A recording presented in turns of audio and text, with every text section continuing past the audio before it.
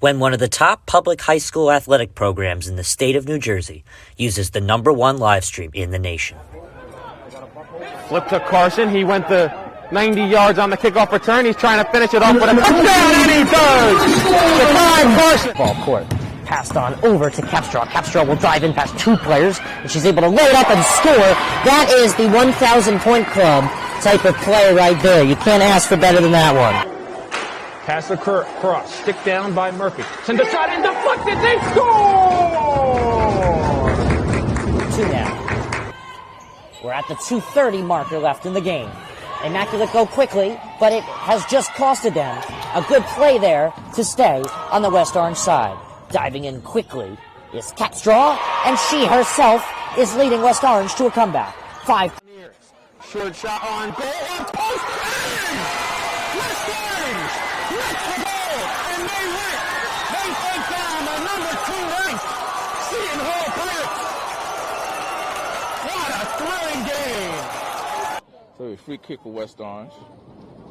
She sends it towards the net.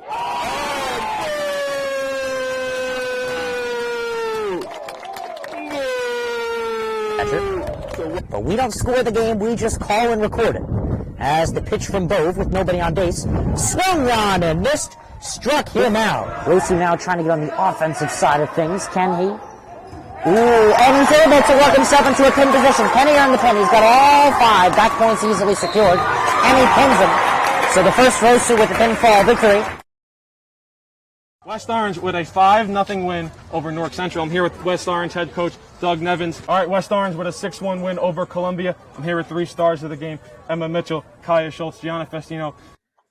So I'm Ryan Lowy from D1 Media Pro, and I'm joined with senior Kaya Schultz and junior Kylie Capstraw. Here with West Orange girls varsity coach Sean DeVore. And we're back.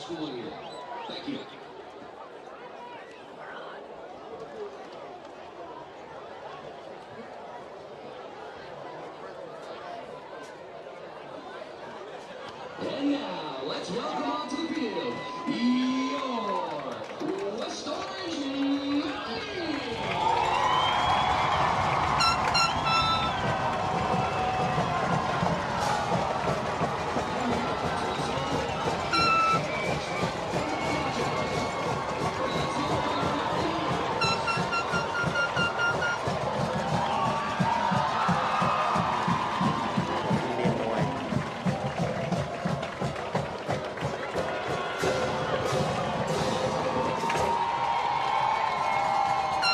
Check the stream in a minute.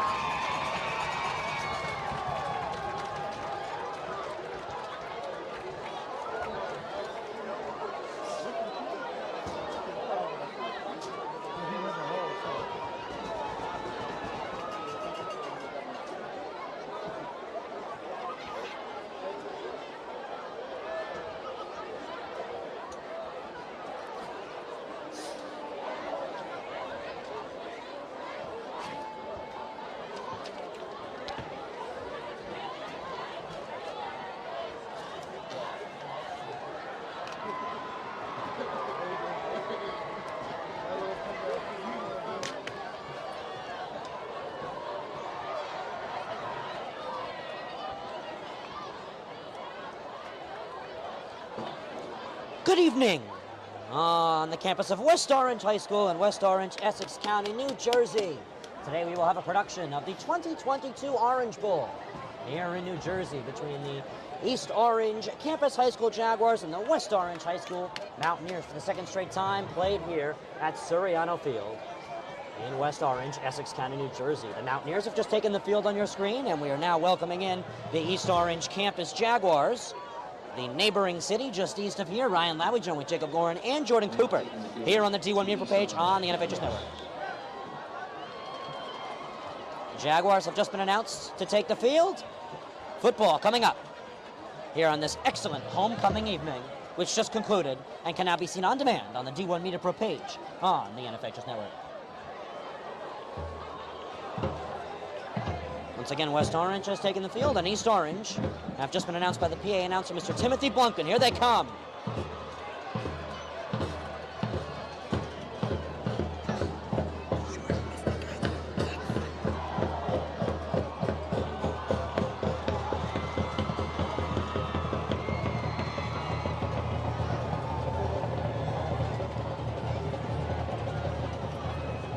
football next on the NFHS Network. He's going to take it himself for a championship. A double play wins it for three. Turn it to the end zone. What a catch. Micaiah Todd, touchdown. Into the layup, goes at the buzzer. Wins it. The championship. Of the colors by our amazing West Orange High School Air Force Junior ROTC Color Club. Presenting the colors, Commander Cadet Captain Khadijah Jordan. Cadet Major Aodell George. Cadet Chief Master Sergeant Mia Castillo. Cadet Major Brenner Baptiste.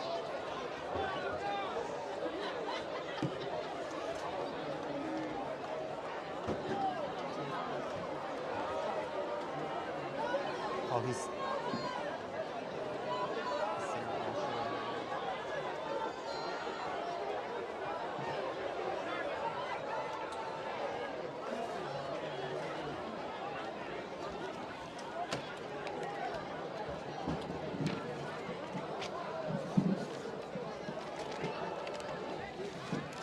At this time, we ask that you please remain standing as we recognize a moment of silence. On Monday, the great East Orange community lost a dear friend in Latrell Duncan. In honor of Latrell Duncan's memory, we ask that you join us in recognizing a moment of silence.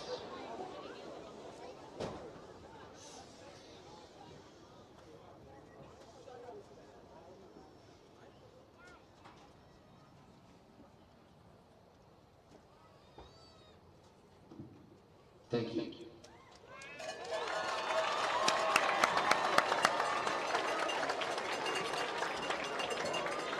And now, ladies and gentlemen, please remain standing for the singing of our national anthem by one of our football players, number 79, senior James Felton.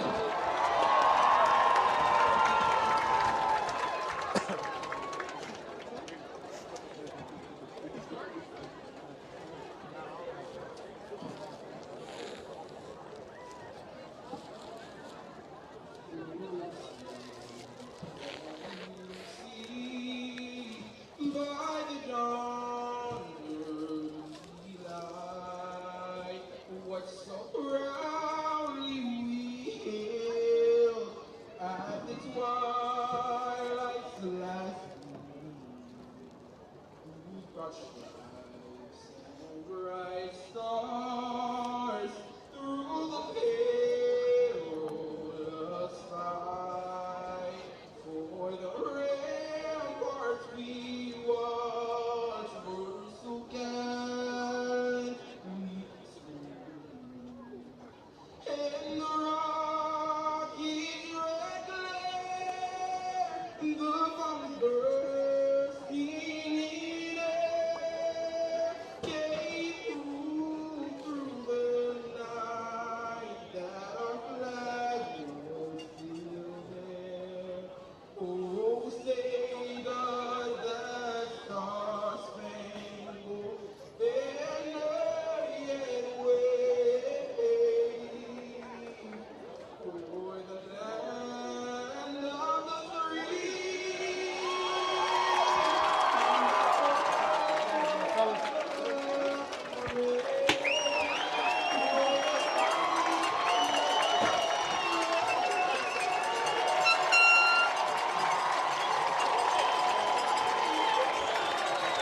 Oh, goodness me. I didn't even need to do an intro. West Orange did it for me. Good evening, everybody, and welcome to the D1 Media Pro page on the NFHS Network. My name is Ryan Lowy. I'm joined with Jacob Gorin, and on camera today is Mr. Jordan Cooper. Our colors are currently being retired on the field. Jacob, we are very excited and anticipating a great one today. Yeah, this is going to be an exciting game, Ryan. West Orange's biggest challenge of the year, probably by far, and that's even considering their loss to PCTI earlier this year.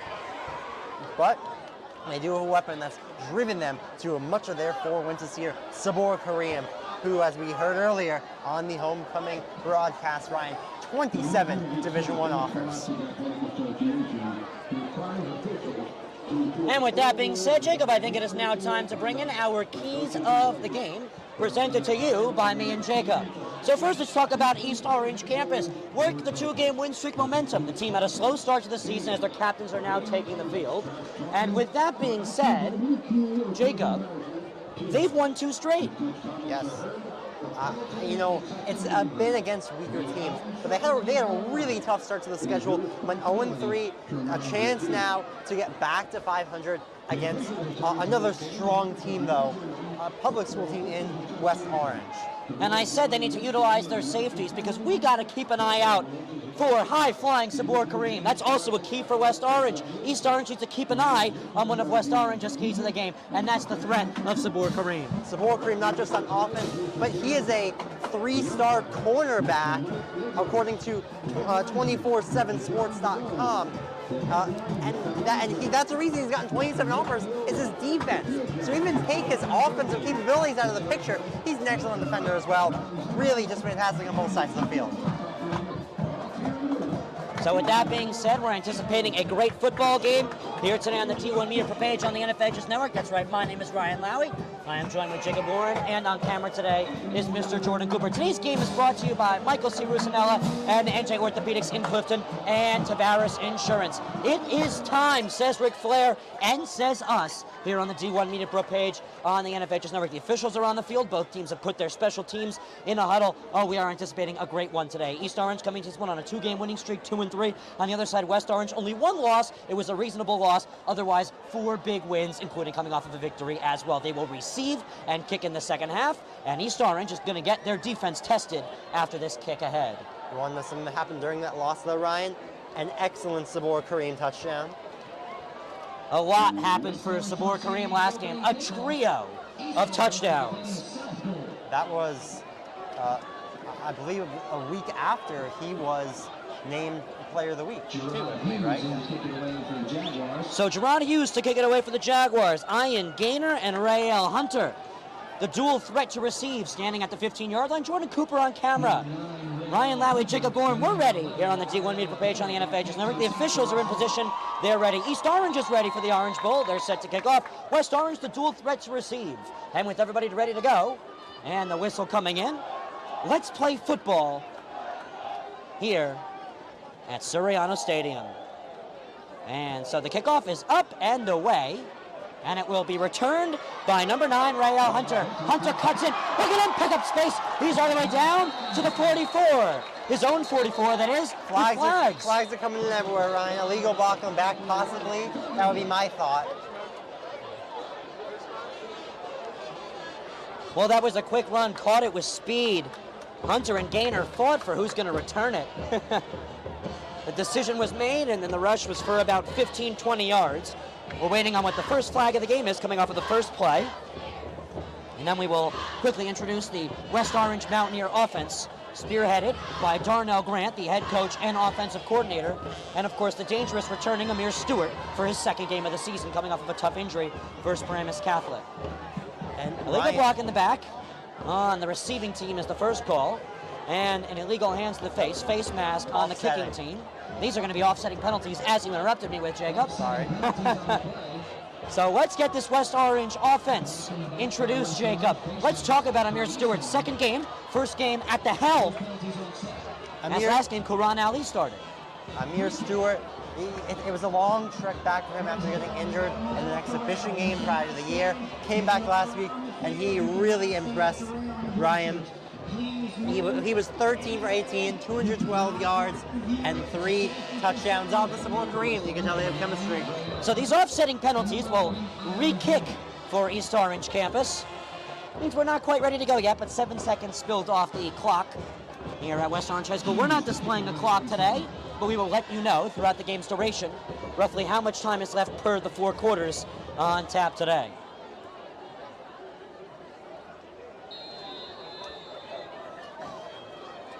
So with that being said, let's do it again. Might as well say it again, yeah? Yeah, attempt number 2. Officials are ready, East Orange is ready, West Orange is ready. Let's play football here at Suriano, as this one will be returned by Hunter. Hunter this time slips up, shades off a tackle. 4 will bring him down at the 43. And now let's officially get this West Orange offense started.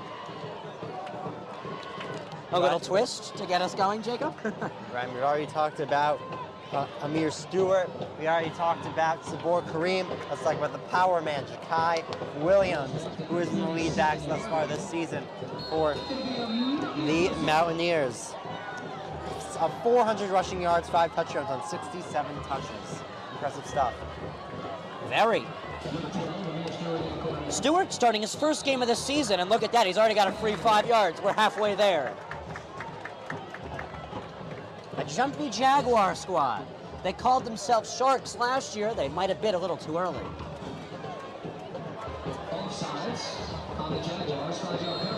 Offensive player to watch today, as you said, it's Sabor Kareem for West Orange. We'll have West Orange defensive player to watch coming up on their first defensive drive. Handoff to the power man. Williams gains about 3. Ryan, there's a really another offensive star to watch on the other side for East Orange, and that is going to be number 3, Josh Richards. 377 receiving yards. He's a 3-star wideout committed to Maryland. Snap, handoff, Williams again. Williams first down, Williams. Just an inch or two short. No, they'll actually put him exactly on the 50, says the close side official. So first down, move those chains for the first time today in just 2 plays. We've already seen 2 flags, one on the offensive drive for West Orange to get us going, and we've already seen technically 2 kickoffs.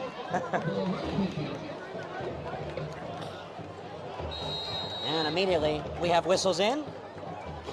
East Orange campus will burn their first time out. And Jacob, we didn't get the chance to talk about this, but East Orange in the midst of a new head coach. Yes, they are, Ryan. Their first year for John Jacob, and so that slow start, I think, was less of his team and more of that really tough schedule. They are one of the top public schools in New Jersey, but they were also playing some of the other top public schools at the start of the year. And when they played Irvington very tight, who has been the best public school for football thus far this fall, Ryan. Yeah, and it only gets harder for them. They have Passaic Tech, then West Essex, 2 very strong teams. Then they finish off with a Barringer team. They might be quarterbackless, but they're really improving. They have a few wins on the season as well, so not too many breaks. We'll talk more about Jacob later, but he was with West Orange for 14 years, the 98 season to the 2012 season, before he switched out on the football gear side of things. First down and 10.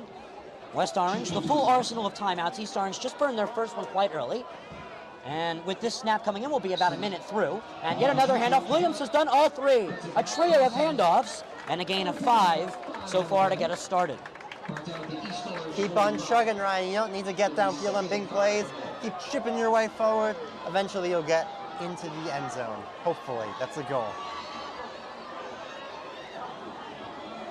For all of those watching, a special shout out to Mr. Jarvis Jones, who is unable to play today due to injury. He will likely, hopefully, be back next week, which is great news. So special thank you to Mr. Jarvis Jones for watching today. We met his mother today prior to the game. Handoff, choo-choo, stiff arm, and about a few yards gain. I was talking about that. Impressive stiff arm from Ja'Kai Williams, pulling out the Derrick Henry move. Yeah, the power man. Almost looks like Derrick Henry, but a different hairstyle. Very different. Doesn't have the dreadlocks. Can you believe Jarvis Jones is set to return next week, possibly? Unbelievable. I mean, it's a rumor on the street. It's not confirmed, but we spoke to his mother before the game. He's very excited to get Jarvis back on the field. Very excited to get Jarvis back on the field. Third flag of the day, a trio of dirty laundry. And yeah, a false start. West Orange jumped. Moving back 5. That's big, Ryan. Goes to 3rd and short to 3rd and long. Fun fact for you today, Jacob. You know what happens when an official sees a flag and can't throw it because he's already used it or he lost it? I do not know what's... He uses his hat. It doesn't just mean an eligible receiver downfield. It also is the backup flag. Did not know that. Fun fact of the day, presented by Tavares Insurance. Got Jacob laughing on the broadcast. It's usually used for unsportsmanlike conducts after a call where a flag comes in. That would make sense. Here's the snap. Stewart looks to throw for the first time today. Swings from downfield. Intercepted! Here comes East Orange down the field. An open slate of turf. There they go. Inbounds. Touchdown Jaguars!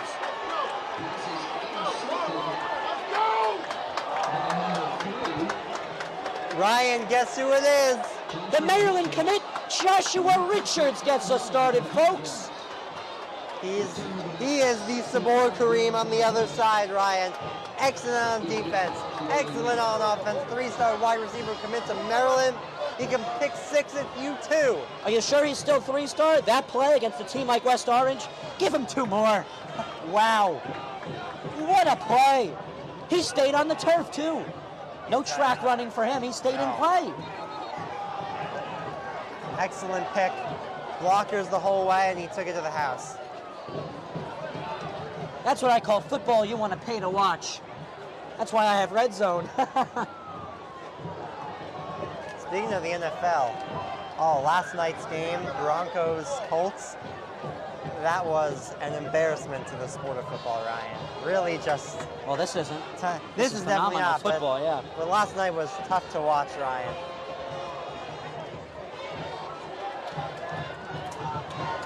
So here comes the extra point for East Orange. Coming from Samuel Adekolu, the 5'7", 175-pound kicker. And it is up and it is good. Icing on the cake. 7-0 East Orange. Stay tuned on the NFHS Network.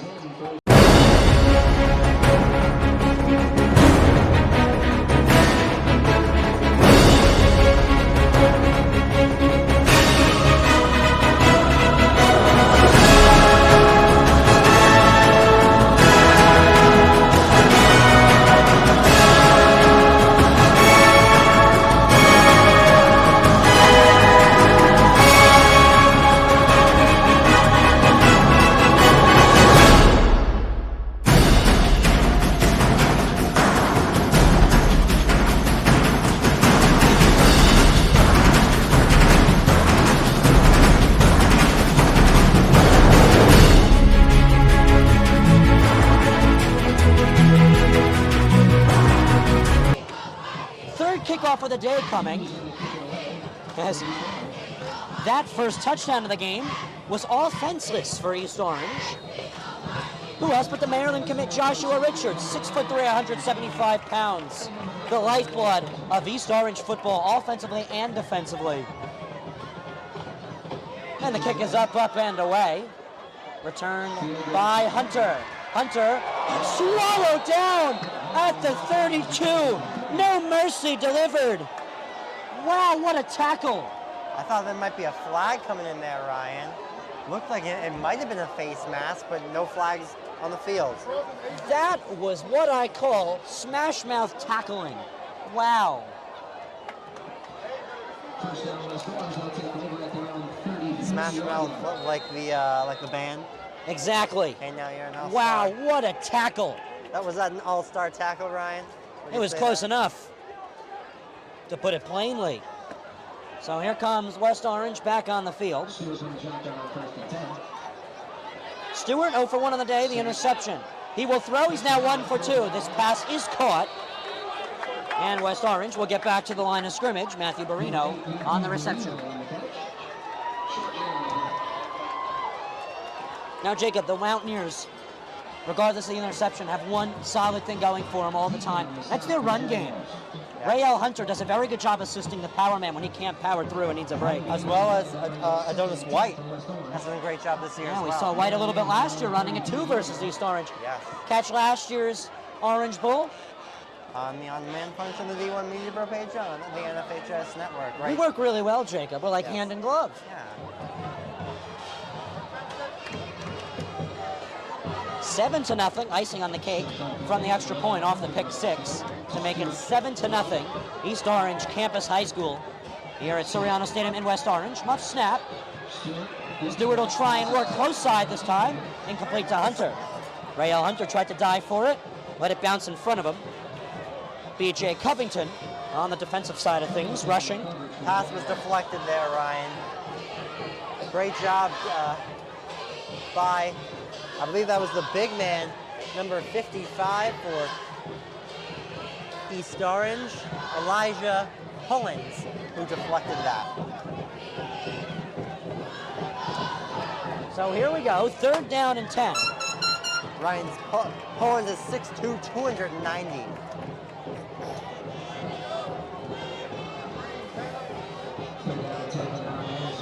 3rd down and 10 now for Stewart and the Mountaineers. He's a shotgun snapper. It'll buy him some time to throw as it's 3rd down and long. He guns one down the field, too much, and almost intercepted. Who else would have almost intercepted it but Joshua Richards, Jacob?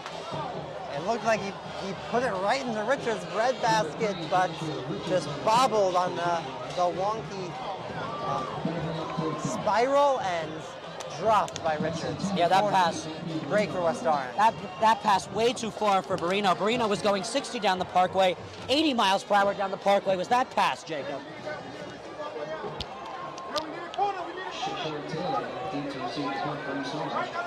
And I'll tell you one thing, on the run game, you like speeding.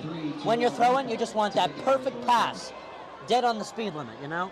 Yes. Here's the snap. The punt is up and away brilliantly. Mishandled at the 26 and picked up. Here comes East Orange. Trying to cut outside and getting napped down is Shakur Taylor. What a tackle.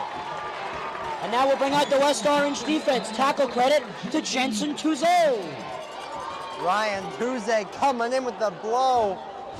Hard tackle and excellent play to pin East Orange inside their own 30 at their 28-yard line. Jacob, a recurring thing with good games here at Suriano. A flag, yes. The staple of high school football, you could say. Penalty against the return team. East Orange going to have a little bit tougher of a time than they thought. And now let's talk about our defensive player to watch for the Mountaineers. That's Jake Jaffe. Jaffe has been the sneaky outside D lineman coming in for tackles. So the quarterback's going to have to keep an eye on Jake Jaffe today. Kyrie Fisher, the junior quarterback for East Orange, Jacob. Fisher has done a really solid job this year, Ryan. On 61 for 109, 616 yards, 7 passing touchdowns, 1 interception. This has been a really pass-heavy offense in East Orange, Ryan. Their top rusher only has 222 yards in 5 games thus far. Jacob, all statistics presented to you by NJ.com. Here's a snap. Fisher will hand it off. And a little bit of power through the middle. And about 2 yards gained. August on the tackle. August, the Georgia Tech commit for West Orange. Georgia Tech football, that's quite impressive. I mean, Georgia Tech, they're not great, but they're definitely a solid program. Beat Pitt, who was a ranked team coming into last week. Yeah, and not only that, Jacob, on top of that, that's Division I football coming out of public school. That's very impressive. Hats off to this West Orange team. Darnell Grant does an excellent job. Took over the program from Matt Sakis and turned it into a 300-page book from a 100-page book. Handoff once again. Not so much space. Fisher tried to run it himself. My apologies. Just a few yards gain. On the tackle there for West Orange was Aljamir Newsom. Nice job by Fisher to make something out of nothing there. Ball was bobbled off the snap. Fisher able to get a few. As I said, East Orange, this would be a huge win going into Passaic County Technical Institute next week. At the end of next week, the tail end, so that'll be an exciting one. PCCI beat this West Orange team at Suriano Field in their home opener. Here's the snap. Fisher wants to go again down the middle, first down. East Orange trying to get this first quarter in their hands. They started it off well, and they're trying to move back to 500 in the record book. Ryan Fisher can pass, he can run, he can do it all. He's done a fantastic job running this offense for West Orange, or East Orange, I'm sorry. It is confusing, but we're going to see today who is the best orange or the beast orange. We'll see. This is the matchup we're looking at, Ryan. Snap. Kareem on handoff, spin move, still going, and down the field. Here goes East Orange. Right has the 30. He has the 20. He's going to cut in through the 10, take it down at the 7-yard line. If it wasn't for the heroic tackle of Elijah Payne, East Orange would have doubled their lead. Now they're in the red zone. a break up the middle of the field, Ryan. for right, and he just kept chugging all the way inside the 10. I was saying before, the matchup to watch on both sides of the ball is going to be Richards on Kareem, especially when East Orange is on offense. Wow, East Orange finding the holes when they're on the ball defensively off interceptions and running the football. Fisher keeps it himself, cuts in, touchdown, East Orange, double the lead. Kyrie Fisher. Fisher moving and grooving with on his feet, shifting with blockers to the inside, back to the outside for a touchdown. West Orange feeling the wind of a hurricane here in the first quarter. They come in favored with a 4-1 record, only one loss to a team East Orange will see next week in a great competition. East Orange, that 2-game winning streak, we knew that was going to help them coming in as the underdogs record-wise. Certainly. It's been all East Orange thus far, as it is 13-0. Chance to be 14-0 right here. Atakolu, extra point. No good. Wrong uprights. Wide right, Ryan. Yeah. Low too, I believe. Yeah. Was more interested in the lacrosse net to the right of the uprights. With that being said, a 13-0 lead for East Orange. They almost doubled their lead. Jacob, what's Spanish for no good? No bueno. No bueno. A tough start for West Orange. Maybe they'll use that botched extra point to their avail. I mean, those extra points, they can add up, Ryan. They really can, and especially in a game like high school football, where the teams are so evenly matched up and they're such fierce rivals, and they won't stop playing. Absolutely. And East Orange, fun fact, they need to win. They cannot make the playoffs if they lose out the season, or even if they lose more than just a game. They must win. They sit as a 10th seed, so they're in the playoffs, but a couple losses, a lot of teams fighting for those spots that got their toughest games out of the way, they could fall out. They're not exactly like West Orange, where a win or two polishes the knife, and likely even if they lose out, they'll make that playoffs. They really need to win today. It's not a you need to win game, but it is a we must win if we want to be comfortable. Definitely. And I think that really has that extra drive. Here goes Hunter, pushed at the 20, knocked down at the 18. Here's flags, as you were saying, Jake. So, yeah, that really gives East Orange that extra push, that extra drive to win that maybe West Orange is lacking after winning a few in a row. Thank you for tuning in here on the D1 Media page on the NFHSNetwork. That's right, we're still in the first quarter. 2 touchdowns, a botched second extra point. Kyrie Fisher took it himself the second time. The first time doing it defensively is the Maryland commit Joshua Richards. Stands 6'3", 175. First down, West Orange off the penalty. It was a holding off the kickoff. 10 yards from the spot of the ball. Getting windy up here, Ryan. Hopefully we don't blow away, Jacob. I will say, I am a little heavy. I might not be 6'3", 175 pounds like Joshua Richards, but I can hold my own to the wind. Here's the snap. It's going to be a handoff. Cutting in, trying to find yardage to the 25, to the 30, to the 35. Here comes West Orange. Quite the tackle for the young man. Jacob, that was Adonis White. We mentioned him earlier. He sneaks into the running back game, and he picks up yardage like that. White has been shifty all year long, and he's proven it again there, using his legs to his advantage. They're going to give it to White just seconds later. Flags come in as he was manhandled down by Corey Woolridge. Ryan coming together, and Emeka Ogwagu and number 54, I believe, Brandon Green. Hold on, Jacob. It's T-shirt toss. It's T-shirt toss. Just ended. We just missed it. Oh, there's the last T-shirt.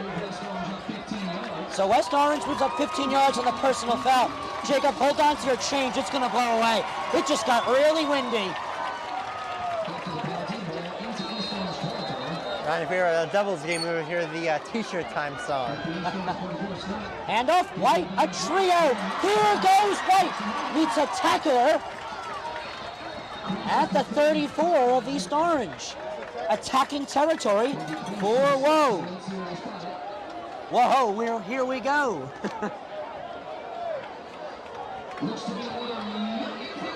That run game's been working all night for West Orange, Ryan. Proving it again there. Wonderful rush by White. Handoff, give it to Choo Choo this time, and the power man meets the 30-yard line. Jakai Williams. West Orange is good when they run the ball. They have 3 running backs, and all 3 of them know what they're doing. Choo Choo, power man, Jakai Williams, whatever you want to call him, he'll get you at least those few yards every single touch of the ball. Stewart, a sitting duck at the 35. The head official plants the ball down at the 35-yard line. That's a loss of, we're talking 7-8 yards. It's going to be third down and long, Ryan. 3rd and 11. Stewart just trying to get comfortable. He might also be a little inconvenienced by the wind, because I'll tell you, I'm getting a little chilly up here. Did you bring a blanket? No, unfortunately not. Well, I'll brave out the wind for this one, Jacob. This is going to be a great game. And it's only just started, 2:50, and a running clock here in the first quarter. Stewart looks to throw down the field. It's caught from the 24-yard line. West Orange moves the chains. Sabur Kareem. Excellent grab, Ryan. The throw was bobbled a little bit, I believe. It was a little wonky. Kareem able to corral it, grab it for the first down. Yeah, I held my call because we weren't sure if he caught it. The power man, Jakai Williams, give him 4, maybe 3. That's what he does every single touch of the ball for Williams, Ryan. You know, chugs forward. Without broadcast or video footage being official, it's really good for running backs to start to get to know the officials, so they give them the benefit of the doubt.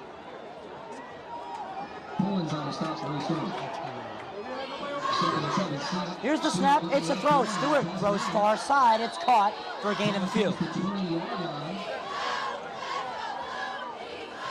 Jacob, under 2 minutes left to go here in the first quarter. It's been a slow-moving first quarter, but entertainment at its finest. West Orange trying to cut the lead in half. There's been a lot of running on this drive, a couple of nice passes as well. Here's the snap. It's a throw. Caught by Kareem. Touchdown! It's shaking and baking here in the third. And guess who? Sabur Kareem does it again. Right down the gut. A quick slant touchdown. Sabur Kareem. Welcome to the Orange Bowl. Now that's an introduction. We'll have to edit the footage and put that up front. Ryan, like clockwork, Sabur Kareem's 9th touchdown in his 6th game of the year. Jacob, that was one of those routes, one of those catches. You knew it was a touchdown the minute it hit his palms. Snap is bad. The kick right at the O-line. A tough snap. Down goes Stewart holding it. Miscommunication for West Orange once again. That's a tough break. However, that's the 2nd missed extra point of the day. So I think we figured it out, Jacob. So on the East Orange side, Adakoru wants to kick it into the lacrosse net, and on the other side, West Orange wants to hit the O-line up with the football. That's one way to put it. You know, you really got to break it down. I'm sorry to take the analyst spot right there, but, you know, I wanted to break down the schematics of the extra points we've seen today. 1 for 3 both teams have been. Yeah, the kicking has been rough. Ryan, I do want to bring up, though, that Amir Stewart, 4 passing touchdowns this year, all to Sabur Kareem. This year or the past 2 games? Because he's only been playing the past 2 games, Jacob. Stewart is coming back quickly. It's like he's never been gone. Isn't that impressive? Yeah, I mean, that chemistry with him and Sabur Kareem is noticeable, to say the least.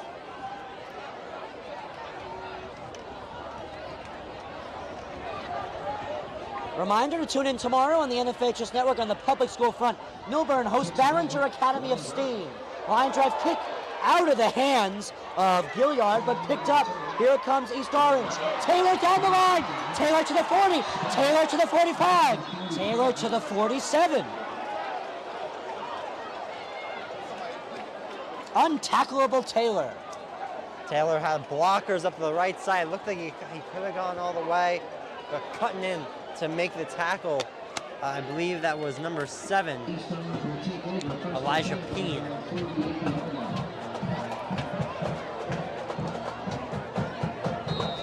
Taylor seems to be getting a Secret Service escort to the United Nations when he does something like that. That was impressive.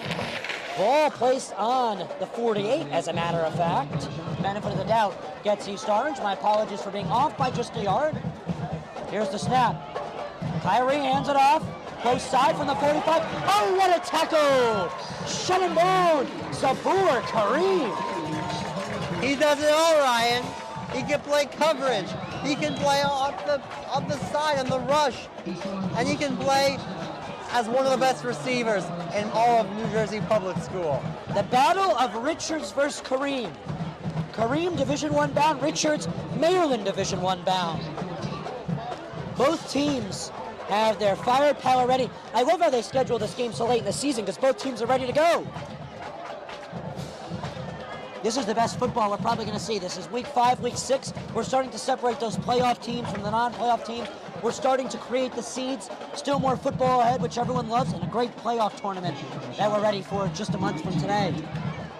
Snap, big handoff, down the field, incomplete. Kyrie Fisher found no one. Excellent coverage there by Sabur Kareem, Ryan, doing it all. Covering Richards beautifully. And Fisher had to throw it to the outside to try to get it to Fisher a little too far. For those of you just joining us, East Orange, their red accents to their grayish-white uniforms, and West Orange, we love their uniforms, Jacob. They're just brilliant. I mean, we love all of them. We love their blacks, their baby blues, their regular blue, their navy blues. They're all great. Wow, the baby blues, the sky blue too. Fisher alone this time. Kyrie Fisher wants to throw down the field, almost intercepted. Collision Central. The breakup there, Ryan. That was Gaynor, wow. Yeah. Ian Gaynor coming in with the boom. Break it up, 4th down, 3 and out for East Orange. That is a huge defensive drive by West Orange. So Taylor and Gaynor collide. The 2 R's at the end of their names collide. Timeout, West Orange. So West Orange, you will utilize a timeout. Both teams have 2 left in the half. Stay tuned.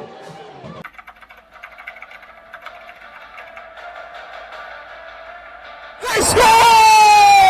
Boyd attacking and throws it down. Touchdown for St. Peter's. I'm here with Darren Lewis with Simeon Wilcher. Here with Precious Achua. About doing overtime.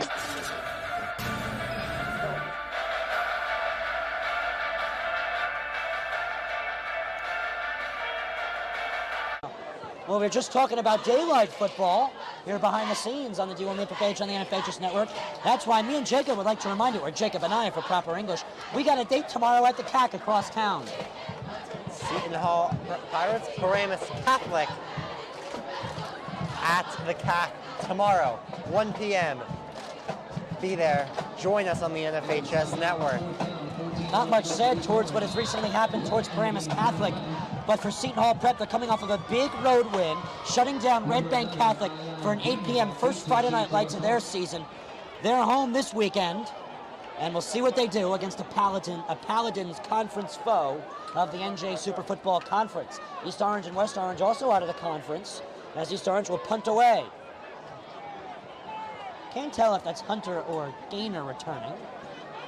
Snap is good. The punt is faked. Here comes East Orange campus.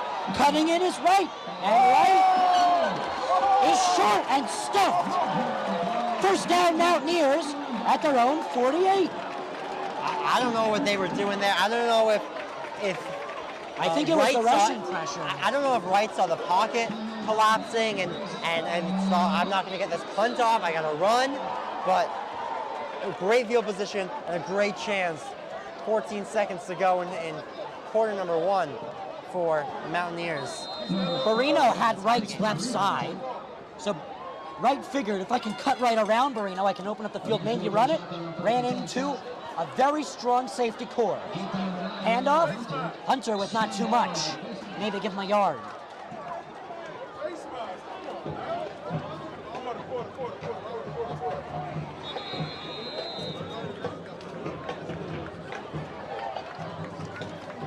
Whistle's blown. That's the end of the quarter. And that'll be the end of the first quarter. With that being said, stay tuned for second quarter of action. D1 Media per page, NFHSNetwork.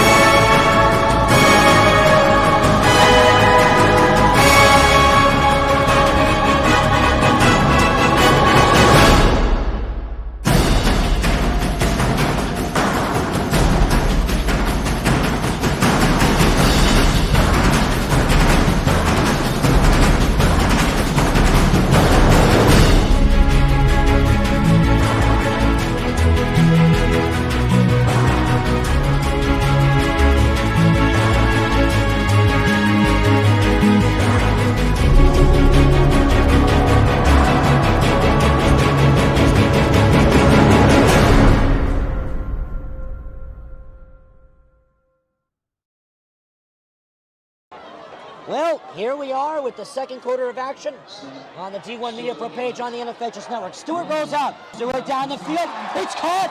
Sabor Kareem. Excellent play by Amir Stewart. Pocket collapse. He rolled out to his left and found Kareem. The soft touch on the pass for the first down. Adjusted our scoreboard and brought it back into play here. 3 touchdowns today, 1 extra point out of 3 completed. And we have people jumping before the football even was touched by the center.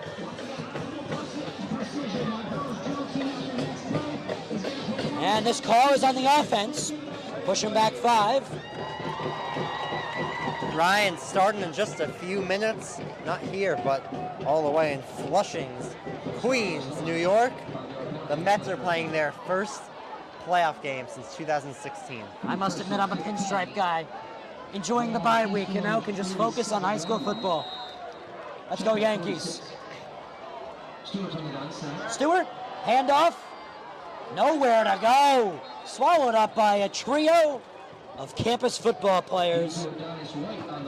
Jaden Stokes tackles White without a problem. I believe a pickup of just 1 there, Ryan. It'll be second and long. Looks like they'll keep it at 15. About 15. A lot of people have been doubting East Orange this year because their tough start to the season. They probably play the toughest public school schedule anybody can ask for. And now they're on a 2-game win streak versus the West Orange team. They're dominant, but they have weaknesses, and they've been defined, especially versus PCTI. Stewart from the shotgun. He stands on his side of the field. The snap coming from East Orange's side. Stewart down the field. Pass incomplete. Ryan. Barino, the intended receiver, Jacob. He had Barino, just overthrew him to the right a little bit. Wind might have something to do with that. 8:08 p.m. Eastern Time, a 7:33 p.m. kickoff here on the D1 Media per page on the NFHS Network. That means by our delay, you saw this kickoff at 7:37. 3rd and long for the Mountaineers. A country mile. Here's the snap. Stewart charged. They'll work a screen. Hunter, far side, he's got yardage, and he is going to be a few yards short of the first down marker. Go for it. I say go for it, Ryan. It's 4th down, but you're really it's further than I expected, Ryan. You're the OC and head coach Darnell Grant. You give them the green flag. They're going for offensive staying out there. So Grant says the waves aren't too rough down the shore today. Timeout, East Orange. But East Orange wants to take a pit stop. Stay tuned. 4th down Mountaineers next, NFHS Network.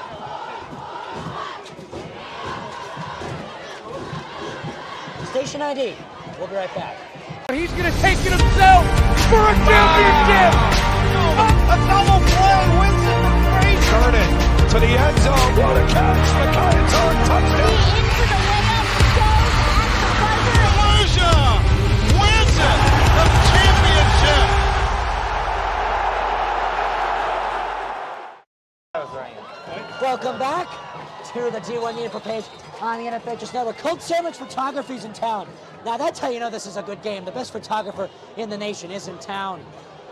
Find him on Instagram, DM for inquiries, Colt Sandwich Photography. And Jacob, we're lucky too. We're getting our moment on the camera. Might be off camera to you folks, not to Mr. Kolasarich of Colt Sandwich Photography. DM for inquiries. Offense is staying out there, Ryan. This is what you need. You need the boldness. Go for it on 4th down. 4th down and medium, 4th and 4. Handoff. The power man. Not enough power there. Turnover on downs. The football has switched directions. Ryan, you know, you had to go for it there. You were deep enough in offensive territory. You got to be aggressive. Against a team like this is the toughest opponent West Orange has played all year long. You're already down by a score. I like the play there. I like the call, even though they didn't convert. Jacob, it's payday for Leander Knight, the D coordinator for East Orange. He's having quite the day so far. 1 touchdown given up, but that touchdown excusable in the sense that East Orange has backed it up offensively ×2. Here's the snap. Handoff. Far side. Here come the Jaguars. About 7 yards for Isaiah Wright, number 10. Wright's having a solid game as well. The running game has been very successful on both sides today. Yes, absolutely. I mean, even on that 4th down, obviously Powerman didn't pick up the 1st down, but still got a few. When you talk about throwing the football here in West Orange, it's Sabur Kareem's show. I mean, 27 offers he's at right now and still growing daily. But otherwise, the run game has just been so dominant by both visitors and the home team here at Suriano Stadium this year. Snap. Handoff once again. Cutting far side is right. Powers his way to a 1st down. Give it to him, Jacob. You know, Ryan, it hasn't quite come yet. I wouldn't be surprised if Sabur Kareem maybe gets an offer for one of those big schools, Penn State. Does Nick Saban squeeze in there is the question? I don't know. I don't know about Alabama. But See, I'm an Indy Lion. I'm going to have quite the sad weekend after we're at the CAC. Because unfortunately, no game for Penn State. They're on a bye as the AP poll puts them as a Division I top 10 team in the state. I mean, the nation, excuse me. Probably number 1 in the state. They're playing a little better than Pittsburgh right now. But very sad, no Penn State game. But there is an Orange Bowl, so I'm happy. Here goes Kyrie Fisher.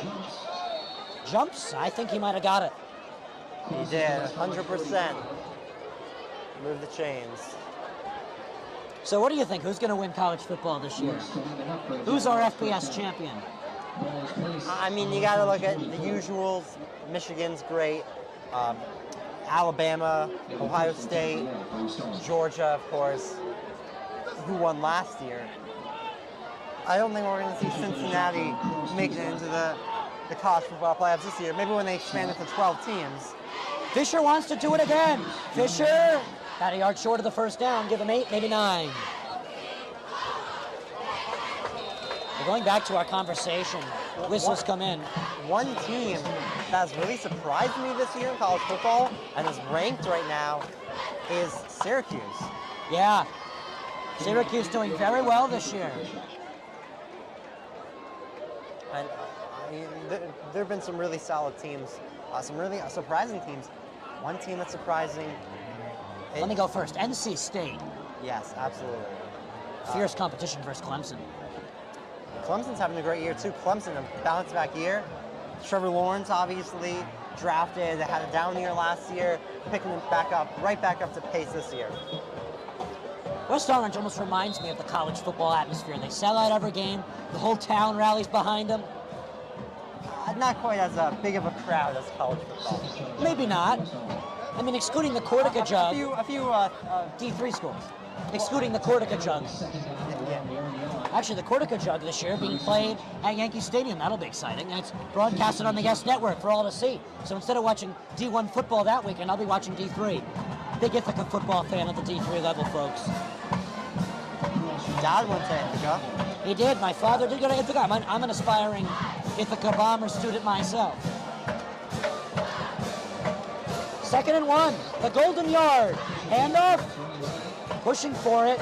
Still pushing for it. Holding on to the football is Cassine Cross. Just short, I think. Line of scrimmage.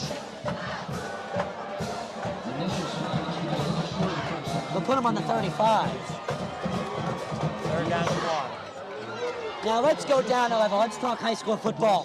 Who's winning the state championship for you? I'm going to have to give it to Bosco. I mean, look at them go. They just beat St. Peter's Prep. Bosco is on a roll right now. They're pummeling every team that gets in their path, and it doesn't look like they're slowing down anytime soon. No in-state losses this year. 2 reasonable out-of-state losses. On a streak at the moment. Handoff, cutting in to the 25, now to the 20. Pushed all the way to the 13 is Elijah Wright. You almost said Isaiah Wright. I believe he was a wide receiver kick returner at a Temple. Played for the Washington Commanders before they were Commanders by the Washington football team. I might have said Isaiah once or twice in the broadcast. He should be honored, named after a D1 football player turned pro. Wow. We have jumpers, Jacob. False start. Now, here's the pressing question while we're in the business of it. You think after 2 straight losses, Irvington's going to take Group 4 home? I don't know. I mean, they really played Seton Hall tight a couple weeks ago. They also played Union City tight. They did. 19-15 record in a 34-point affair, excuse me. So they play tight football. Group 4, I think they'll be able to win it. I think Group 4, it's just a different level of football compared to what they've seen so far. I think it might be a little lower. So Irvington definitely still, I would say, is on the top of that game. Muffled snap. Kyrie will have to take it himself. Still somehow a gain of, I believe, 1 there, Ryan. I give him the line of scrimmage. One rule I find interesting in high school football, the clock does not run until the official spots the ball. Yeah. It really changes the complexion of the game, because if you're pressed for time at the end of a half, you don't have to be as rushed because the clock doesn't move until the official spots the ball. 2nd down and 14 to Wright. Jacob, that gave him a yard. Handoff. Wright gains about 2. 3rd and long now here, Ryan. Let's see what East Orange and Mr. Fisher have got up their sleeve. So 3rd down and 12, field goal territory for East Orange. You know who's been silent so far tonight, Ryan? Aside from that pick 6? Wait, let me guess. I don't know. Mr. Richards. Mr. Richards. Aside from that pick 6, I believe you know why? Some more creams ran all over him. Offensively silent. Handoff. Not much to gain for Cross. I think they might give him a yard or 2.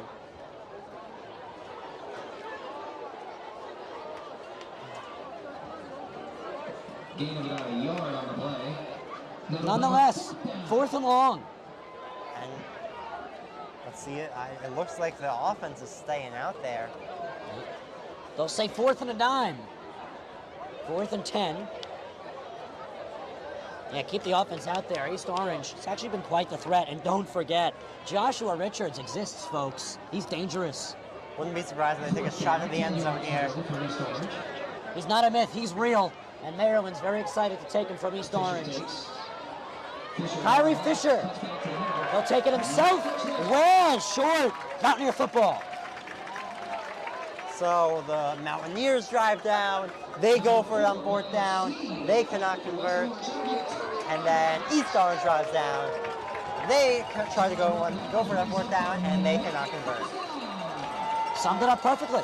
Special thank you to Mr. Stephen Zakella, the athletic director here at West Orange. We're a big fan of his. Gave you a shout out. He did give me a shout out. Very excited. I was getting us all some food in here, and a special thank you to Ryan Lowy at D1 Media Pro. A very proud friend, Ryan. Oh, thank you, Jacob. Very proud colleague I am of you for joining me today. We have a great one. Quick pitch on the jet sweep. Cutting in. Not much to do for Adonis White. Now, Jacob, proud of you for taking the stronghold tomorrow. St. Brett Paramus Catholic, it's all yours. Oh, we have a Mets update. As the Mets are already down 2-0 mid-first. Josh Bell with a 2-run homer. They're playing tough baseball recently. Second down to 9, 4:20 left to play. Gainer checks in, he'll set up as the receiver. Too far, two on top of each other, close side. Interesting lineup for West Orange. Here's a snap. Stewart will throw quickly, incomplete for Rael Hunter. Lucky that was a forward pass, Ryan. Yeah, they'll give him the forward pass. That's huge. That's an XFL rule I kind of like. If the forward pass doesn't pass the line of scrimmage, it's a fumble and it's incomplete. I think that's a really cool play. Forces offense. Yeah. You think maybe the NFL, the NCAA, NAIA, maybe even NJSIA may adopt that? That'd be cool. It's a dream. It's a dream. I don't think so. I doubt it. It's a dream. I mean, you're a rules expert yourself. Maybe the USFL. Yeah, maybe. You're a rules expert yourself. Would you say you like that rule? It's interesting. It's definitely very, very XFL. It is. It's very extreme. I don't like it then because if you drop I think we gave it a timeout. If you drop a pass, Ryan, then the ball's loose. It's a live ball. I don't like that. It definitely forces the ball to be thrown downfield or handed off to your reliable running back when you have possession of the ball on the right side or your side of the field if you're West Orange. You know, it forces you really to progress forward and not play around in the backfield.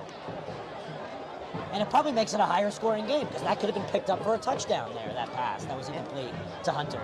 Absolutely. Interesting way to look at it. Not quite statistical, more extreme. Well, you know, NFL players always play like that's the rule. The ball's loose, the ball's on the ground, they'll rush to jump on it. You know, Jacob, as a football fan and a broadcaster of high school football, enlighten me. Is the XFL coming back under Dwayne Johnson, a.k.a. The Rock? I've lost track. I believe so. It's fell under the limelight since COVID. I think it is coming back, at least attempted to come back in 2024, I heard. Handoff, Stewart, rushed, cuts inside, he'll throw, pass, almost intercepted, and a little bit too strong for Kareem.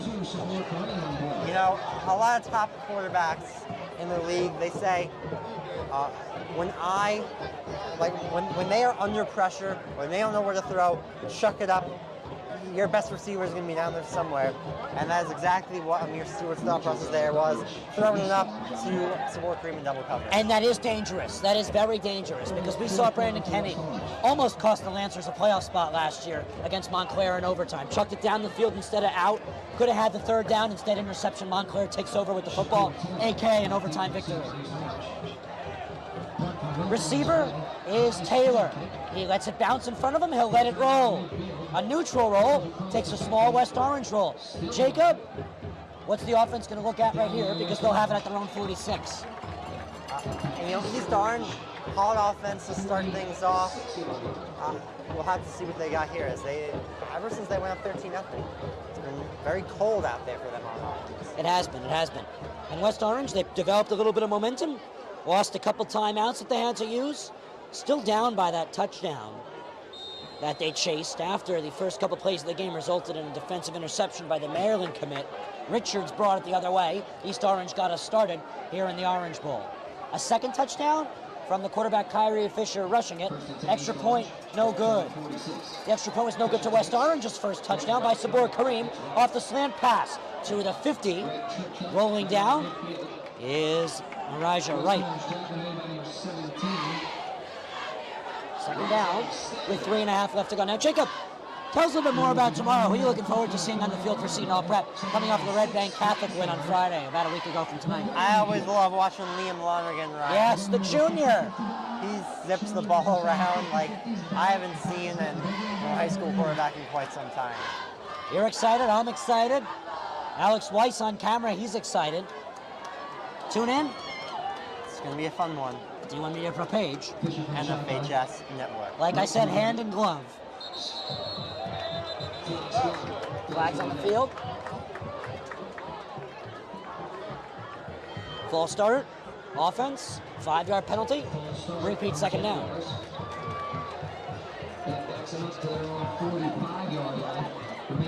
I felt like an official the way I said that.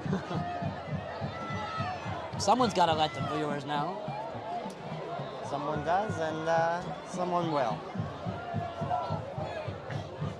Special shout out to West Orange Sports Media, their founder and soccer player, 4-year varsity player in his senior year, Mason Bashkoff, NYU-bound social media major, our very good friends covering West Orange athletics. We love West Orange football. We do, we really do. They're a lot of fun. Here's the snap.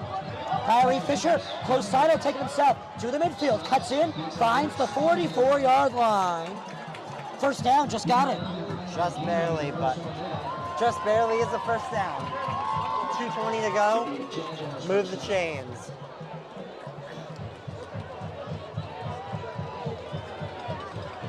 Once again, Jacob, as I said, this win for East Orange, that'll be huge. Shows they're ready for PCTI, a team that West Orange well kept up with without their star quarterback. And East Orange, they really just have to keep winning to get a decent seed in the playoffs, or even hold that playoff spot that they're just barely having right now after a tough start to the season. East Orange in an offensive territory now, less than 2 minutes to play, only one timeout. Let's see how they work things out time-wise. Jacob, you said last year's Orange Bowl, the regular season one of the best football games you've ever seen at any level. This one has the potential for that with its current score. Flags on the field, or no, excuse me, pardon the flag. Offensive timeout, East Orange. So look at that, both teams have used their timeouts and still a minute 44 left to play in the first half. Unusual that you see that. It is quite unusual. Let's talk more about tomorrow across town. I'm very excited, Jacob. Liam Lonergan is going up against a Paladin team, fresh off of a little bit of trouble with Belleville High School. We won't get into that right now, but that's all tomorrow. 1 p.m. kickoff, D1 Media Pro page, NFHS Network. Jacob, this is our second game at the CAC together. The first one you were on the broadcast. I was there to assist. Happy to join you on the mic. Turning yourself into the voice of West Orange football, I think. Or no, excuse me, Seton Prep football in West Orange. I don't know about that, but I do enjoy doing a good game in the CAC, whether it be football or baseball, lacrosse even. Yeah. Well, Seton Prep baseball, West Orange baseball, catch them both on D1 Media Pro. Of course, Seton Hall, the baseball field there, Porcello Fields, named after Rick Porcello, Cy Young winner from Seton Hall Prep. Fisher, down the field, incomplete.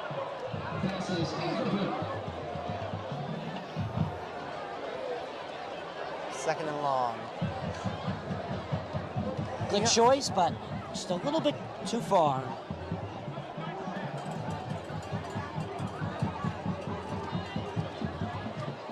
Second down and 10.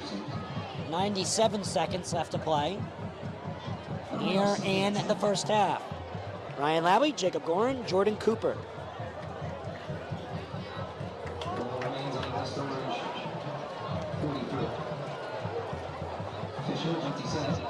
Fisher with an empty set. He'll throw from his 50 down the field.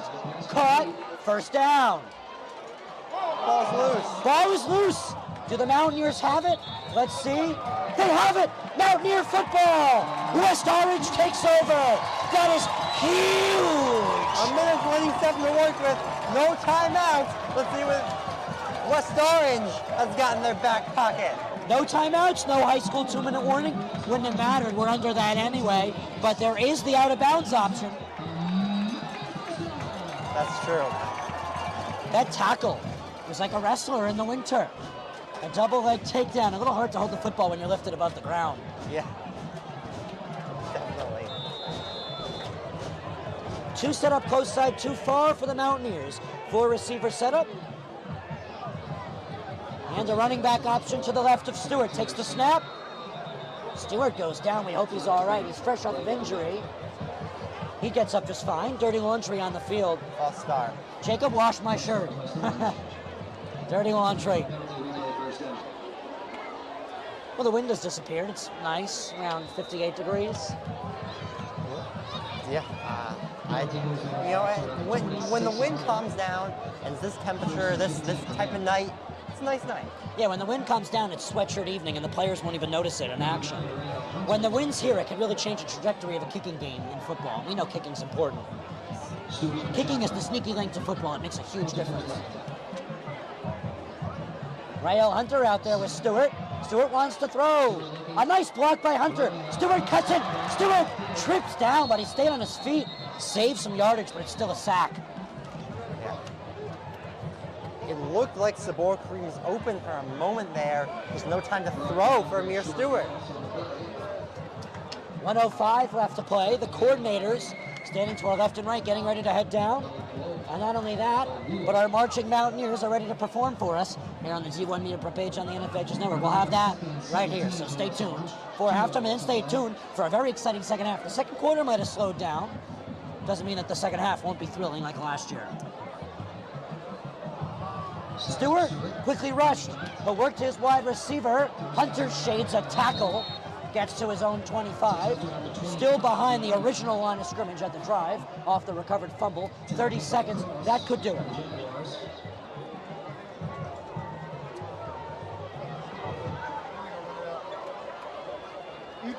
Short gain on that. That'll bring up 3rd down, 15 yards to go for West Orange. 3rd down and 15. This should be the last play of the half. It looks like that's what West Orange is lining up. Yeah. They're going to have to move quickly, though. Clock's winding. Well, Jacob, They're going to let the clock wind. the 2022 Orange Bowl first half, it's been a pleasure. We have a great halftime coming up and an even better second half. One of New Jersey's most exciting public school football rivalries meets the turf for half number 2. After this halftime show next, right here, stay to the D1 Media Pro page on the NFHS Network.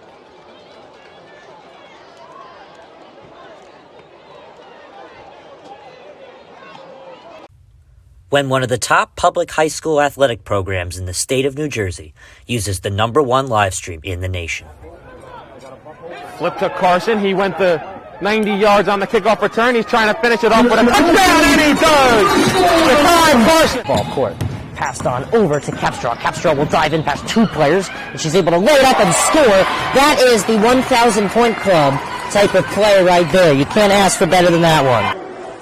Pass across. Stick down by Murphy. Send a shot and deflected. They score! 2 now. We're at the 2:30 marker left in the game. Immaculate go quickly, but it has just costed them a good play there to stay on the West Orange side. Diving in quickly is Capstraw, and she herself is leading West Orange to a comeback. 5. Short shot on goal. Post and West Orange lets the ball, and they win. They take that. Great job, ladies.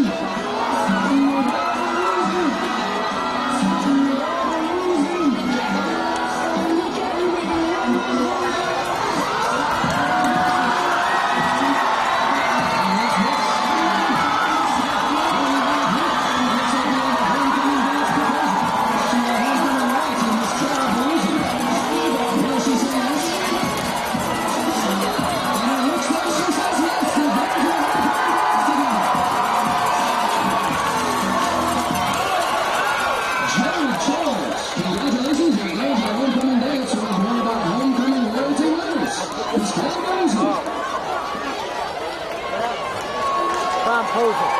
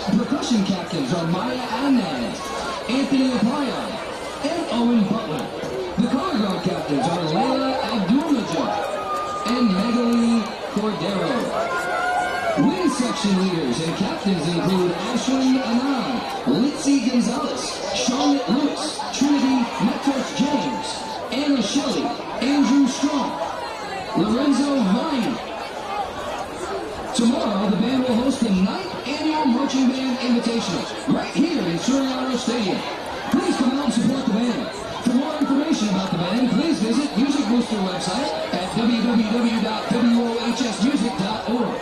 Follow the band program on Twitter and Instagram using the handle @WOHSBands. Now enjoy Pride, Dedication, and Excellence. Your 2022 West Orange High School Marching Band.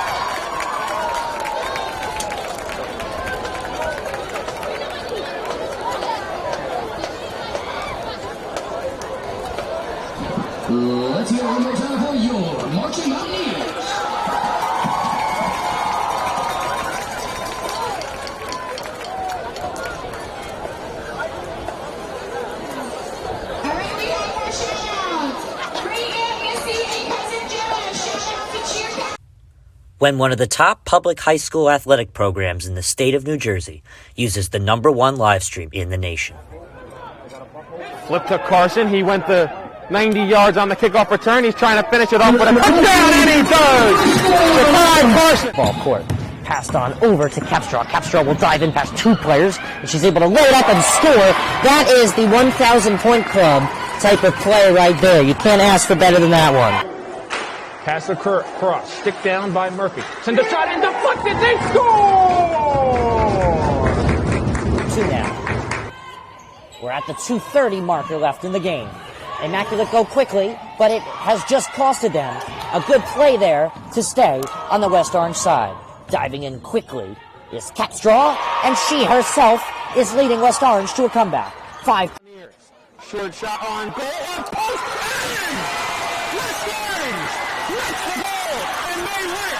They take down the #2 ranked Seton Hall Pirates! What a thrilling game! So a free kick for West Orange. She sends it towards the net.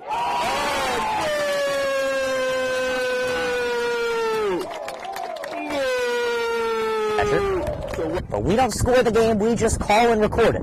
As the pitch from Bove with nobody on base, swung on and missed, struck him out. Rossi now trying to get on the offensive side of things. Can he? Ooh, and he's able to work himself into a pin position. Can he earn the pin? He's got all 5. That point's easily secured. And he pins him. So the first Rossi with the pinfall victory. West Orange with a 5-0 win over Newark Central. I'm here with West Orange head coach Doug Nevins. All right, West Orange with a 6-1 win over Columbia. I'm here with 3 stars of the game: Emma Mitchell, Kaya Schultz, Gianna Festino. So I'm Ryan Lowy from D1 Media Pro, and I'm joined with senior Kaya Schultz and junior Kylie Capstraw. Here with West Orange girls varsity coach Sean DeVore. Screen pass out in the flat, caught, and it's a touchdown for St. Peter's.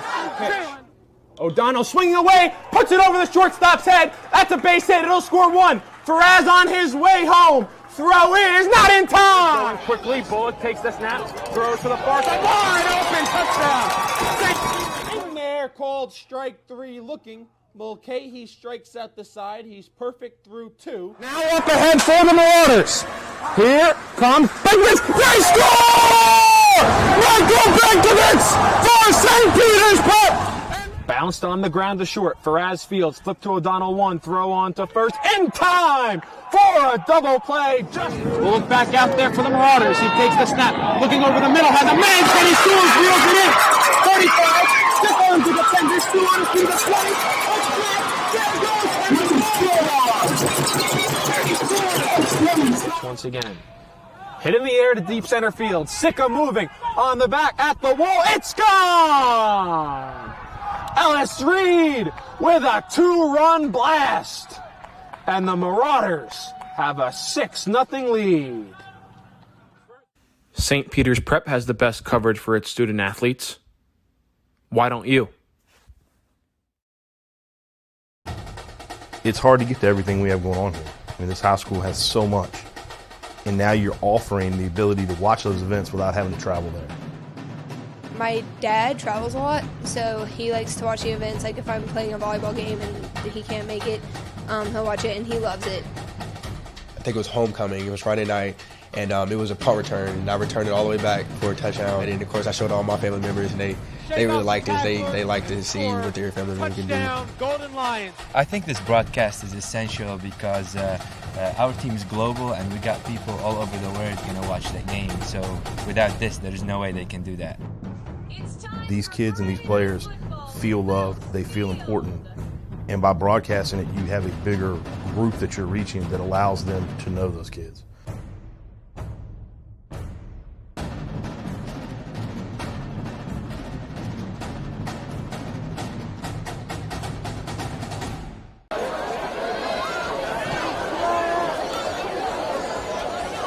Third quarter ensuing, 13-6.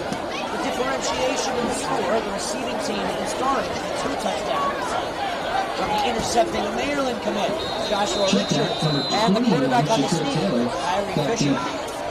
To the return, as West Orange will kick off to get the second half started. Samuel Martinez, short West Orange kicker to kick off. And with that being said, let's get going with the second half. Caught. Here comes East Orange. The catch was made by Gilliard. He's still going, and he's taken down at around the 38-yard line. Marquise Gilliard, the running back for East Orange. So, Jacob, tell me, what has impressed you the most in this first half of play as we now move towards the second? Well, I'm going to talk about one player for each team, and for East Orange, who's on offense now, Tyree Fisher easily has impressed me the most. He's really shown off his impressive arm and his impressive rushing ability. And for West Orange, of course, I got to talk about Sabor Kareem, who's been all over the field, locking things down on defense, and beautifully receiving passes on offense. Wright, gain of 4. A nice run effort there by Wright. And now it is going to be second down and 6. Second down, 6 yards now. Ball now 42 yards. Second down and 6 now for East Orange. Fisher in the shotgun. Right to his right.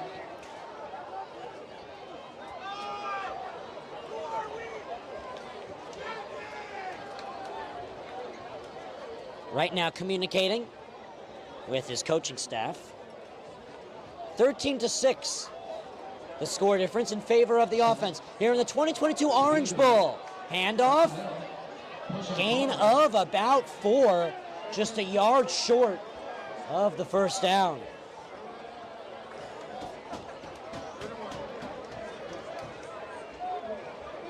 So now it's third down and 1. They'll give him 5. Jacob, maybe keep it on the run game? I mean, the run game certainly worked for both teams thus far.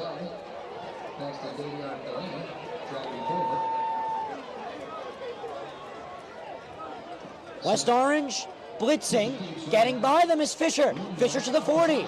Fisher now to the 30. Fisher gets into the 20. Fisher gets pushed to the 12. First down, red zone.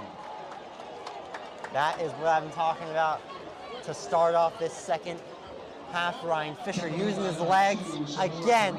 Big break, and he gets his way all the way down inside the 20 to the, I believe that's the 13-yard line. Fisher exercised quick feet there too. Threw everyone off when he cut in past the defense. 10 minutes flat left to play. First down and 10. Line to gain the 2-yard line. The touchdown just 12 yards away. Flags everywhere. The head official. He will call for a full start. Offense. 5-yard penalty. First down. 5-yard penalty. Moving back. First and 15. So first down and a Lincoln tunnel's worth to go for East Orange, but they're still in the red zone as confetti flies in the stands. A lot of confetti tonight, Ryan. More confetti, yeah. More than I've seen that than any other game before. It was homecoming, we saw. Pass, incomplete, deflected down. An excellent defensive effort on the West Orange side by Jensen Tuesday. Now, as I was saying, it was homecoming. If you want to see coverage of the pregame homecoming ceremony, tune in on the on-demand function on the D1 Media Pro page on the NFHS Network for West Orange's homecoming ceremony in bold above the West Orange High School logo. And you're currently watching the D1 Media Pro Orange Bowl, 13-6 offense, which is East Orange. Fisher takes himself. Fisher far side swallowed down.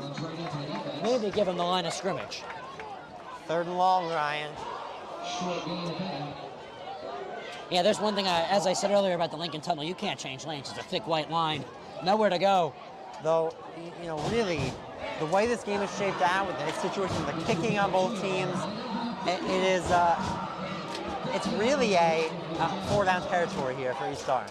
Oh, absolutely, 100% fourth down territory. So maybe you run it here on third down and then you try to pass on fourth down? Under 9 minutes left to play. A quicker moving start to the third quarter here at Suriano Stadium. Fisher muffs it. He'll have to throw. Down the field, tipped in the air, incomplete. There were, on my count, 2 or 3 West Orange players right where that ball was deflected. No one close enough to make the grab and pick it off. 4th and long, and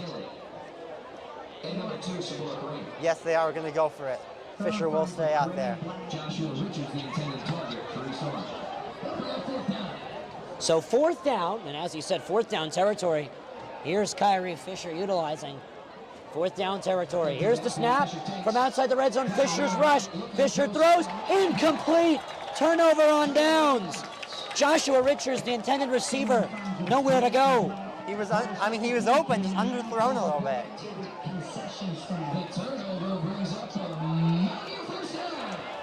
Mountaineer first down, deep in their own territory though, Ryan. So a long way to work. A long way to go, but they're not on top of their end zone, and they just survived a bullet.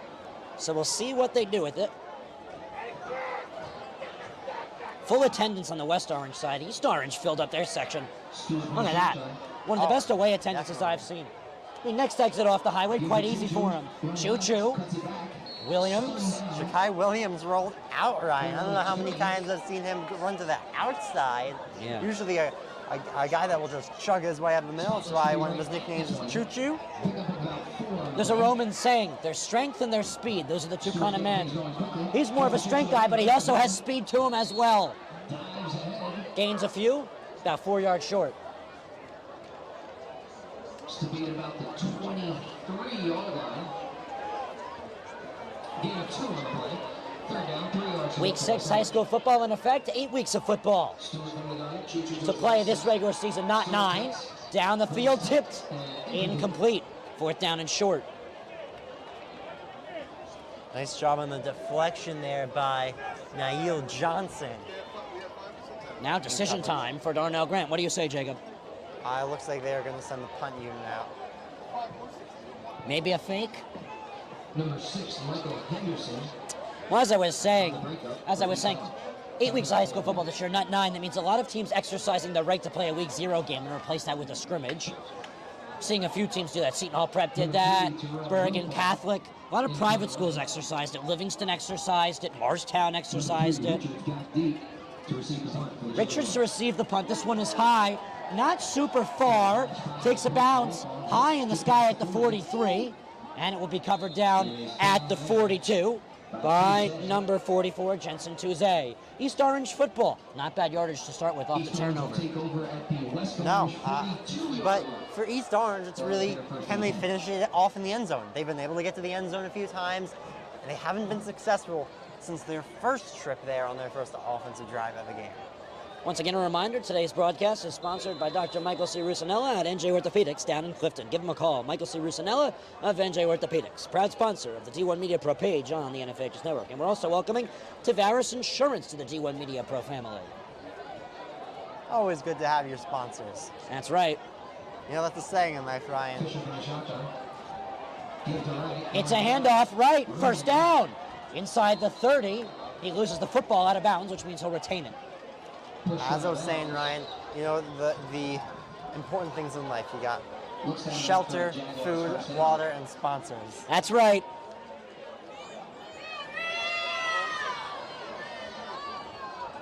Thank you for joining us. Homecoming football, Orange Bowl edition. A hashtag Battle of the Oranges, one of my favorite overall hashtags, Jacob.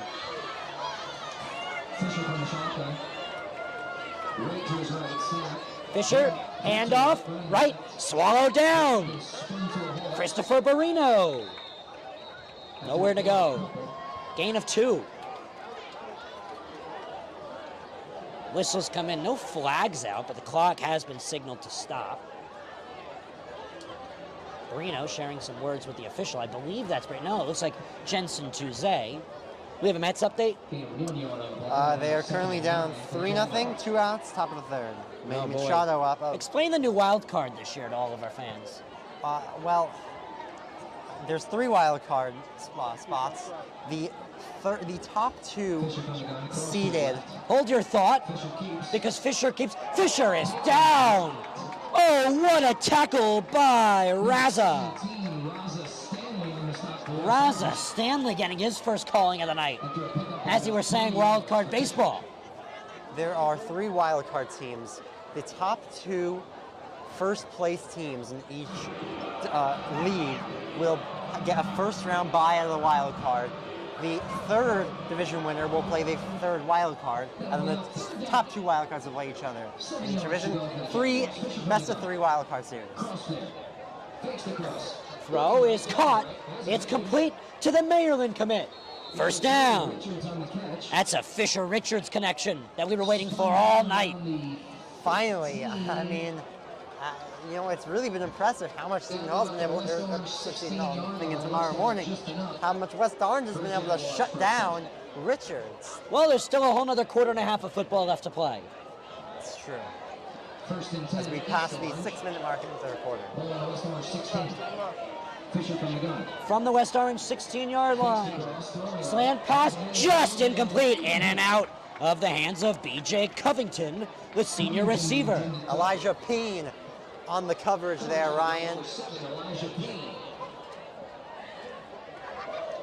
He played him tight there, broke it up in the last second. Beautiful coverage. Picture perfect. Not too early for PI, not too late for a touchdown. 9:04 p.m. Eastern Time. Handoff, cross, still going, touchdown, flags as well. West Orange thinks it's a holding. Well, let's see, officials discussing.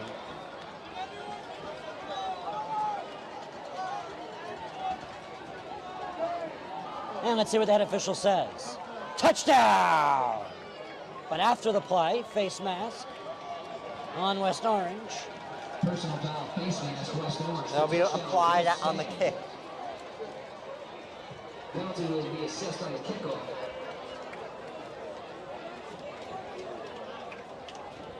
Kasim Cross on the touchdown for East Orange. So a Kasim Cross rushing touchdown, Jacob. It's now 19-6. Number 40, Sam Bakolu. Excuse me. Muffled snap, it's bobbled in the back, trying to take it himself, swallowed down, and throwing the football away out of bounds is B.J. Covington. We have a hockey update for you, Jacob. If you're a New Jersey Devils fan, Ty Smith has scored a preseason goal for the Pittsburgh Penguins. Best of luck to him in Pittsburgh. Devils acquired him in a trade for John Marino. Though, odd thing, not many people know this, the NHL regular season actually started this afternoon, a 2 p.m. game in the Czech Republic between the San Jose Sharks and the Nashville Predators. And a reminder, we also have high school hockey and high school basketball here on the T1 Media Pro page on the NFHSNetwork. Roselle Catholic, a good friend of ours on the basketball side, starting off their season in the Bahamas. That's a fun trip. Would you want to go to the Bahamas and cover? Absolutely, let's go. I wonder if we're invited. Please move your car. 2015 Black BMW. License plate B87. LAW. Now, Jacob, this is something you never want to hear. A 2015 black BMW is being announced on the loudspeaker in front of possibly 1,000 people, being told, your car will be towed if you don't take action. And I can confirm with you, Jacob, that is not my car. 2021 Grand Cherokee. I got a 2021 Mazda 3. I like 2021. We both have 2021 cars. Touchdown is good. Extra point. Couldn't even get off. Hunter and Gainer back deep to receive. So Ian Hunter and Gainer, the dual receiving team threat. The kick is up. It's drived all the way into the end zone. Now that's what you call a college level kick. Touchback. Line drive is the perfect way to put that, as you might have heard on the PA right there. So what would you say, Jacob, this offense is looking for? Now down 2 possessions. You need a score. Even if it's just a field goal. You still have time, plenty of time, but you need to respond with a score right here. Down by 13, a touchdown makes it 1 possession. I think they're looking for that, but a field goal could definitely help them momentum-wise. And keep an eye on Sabor Kareem. He's been quite quiet recently. He had the touchdown off the slant pass. Haven't heard really from him much since offensively. Yeah. I mean, he's all over the field, but he's been in double coverage a ton. There's been... Snap, handoff, cut down at the 25 is Adonis White. 5.5 left to play here in the third quarter. You saw right there how the defense was lined up. It's been Kareem against Covington on defense with a safety drifting over that on as well. They'll give it back to White, or White, a gain of 3.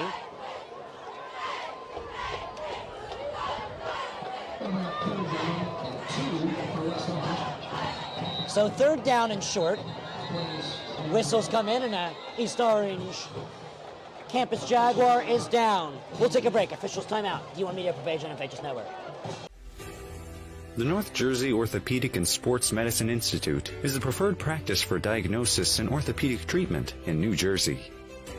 From the moment you become a patient in our practice, our experienced team supports you until your full recovery with education, compassion, and understanding. Our focus includes sports injuries, as well as the treatment of a broad range of orthopedic complaints, from common tendon ailments and arthritic joint pain to traumatic injuries. Our facility offers an on-site physical therapy suite. In conjunction with specifically designed exercise programs, non-invasive and advanced healing technology, we can not only address the current injury, but also find the underlying cause, such as muscle weakness, imbalance, or improper form. We also offer non-surgical modalities, such as platelet-rich plasma injections, which can lead to an accelerated recovery. To provide efficient and excellent care, personal interactions and individualized attention for each patient is important. We are committed to create a protocol that can eliminate similar injuries in the future. At North Jersey Orthopedic and Sports Medicine Institute, we are dedicated to providing the highest standard of care and comfort of athletes, including patients with non-related sports injuries. Board-certified orthopedic surgeon and sports medicine specialist Dr. Michael Rusinella utilizes non-surgical and minimally invasive surgical procedures to help patients regain back their quality of life. Welcome back. Kasim Cross, the injured player, able to get up and off the field, a little shooken. And West Orange back out on the field. 5:04 left to play here in the third quarter. 19-6, the defensive East Orange Campus Jaguars hold the lead. Third down and short. Stewart from the shotgun. Here's the snap. It's going to be a handoff. Adonis White. Loss of yardage, squandered down at the 25. Excellent play defensively by East Orange. Had to get a stop there, keep that momentum going, and they did. You remember the last Orange Bowl, Ryan, it was 21-7 for a large chunk of the game. West Orange came down scoring, made it 21-14. At the very end, recovering an onside kick. With being even a closer game than that now, we could be seeing a similar ending. Punt is up. And it will take a roll, a West Orange roll. And then it'll turn to an East Orange roll where it's picked up at roughly the 43. East Orange football next on the NFHSNetwork.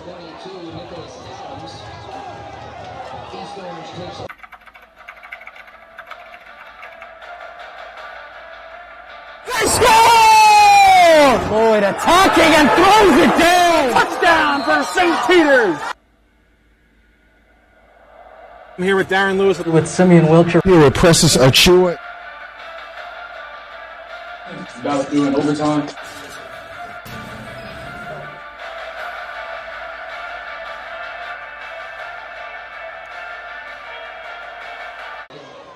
Snap and handoff to right as we welcome you back. Gain of about 4. Second down and 6.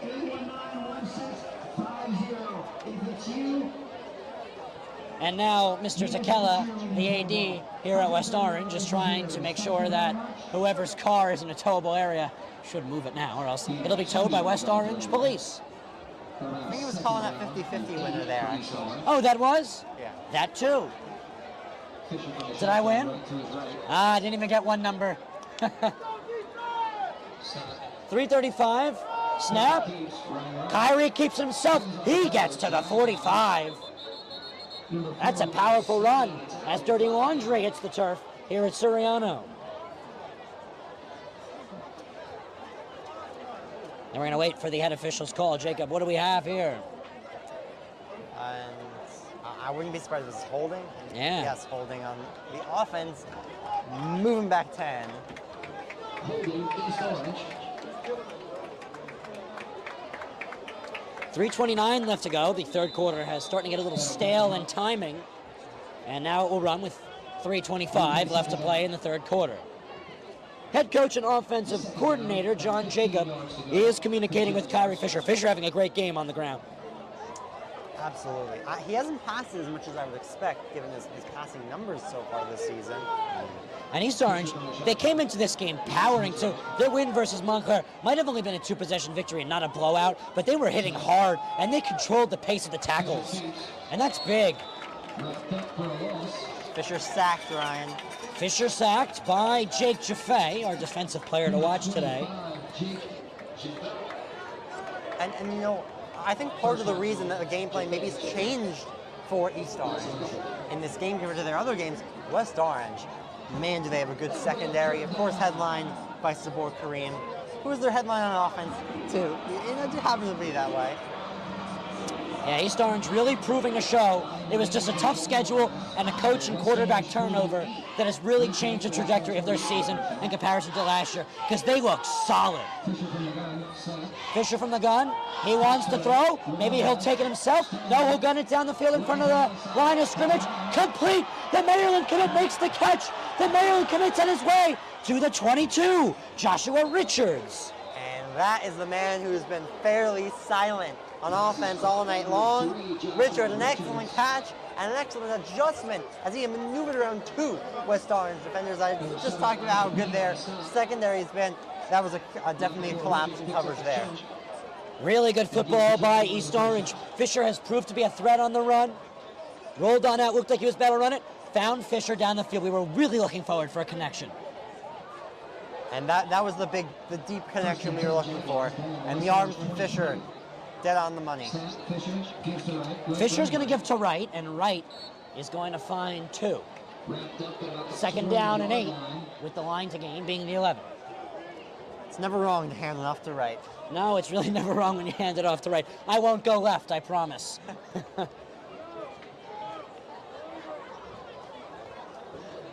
$1:20 left to play here in the third quarter. Here's the snap. Fisher will throw. It's a screen pass to Richards. Richards to the 10. Stiff arm, he's on his feet. Pushed out of bounds at the 4. Red zone. Richards is diving in there, Jacob. And now he is moving and grooving, Ryan. Richards is on his horse. He's on his groove.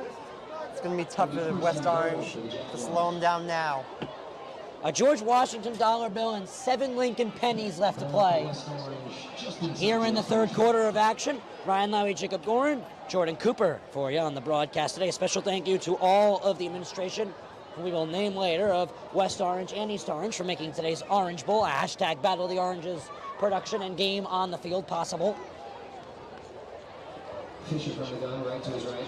Fisher rolls out. He will throw it to the end zone. Intercepted! Turnover! West Orange takes over. Welcome to the game, Justin Lanian.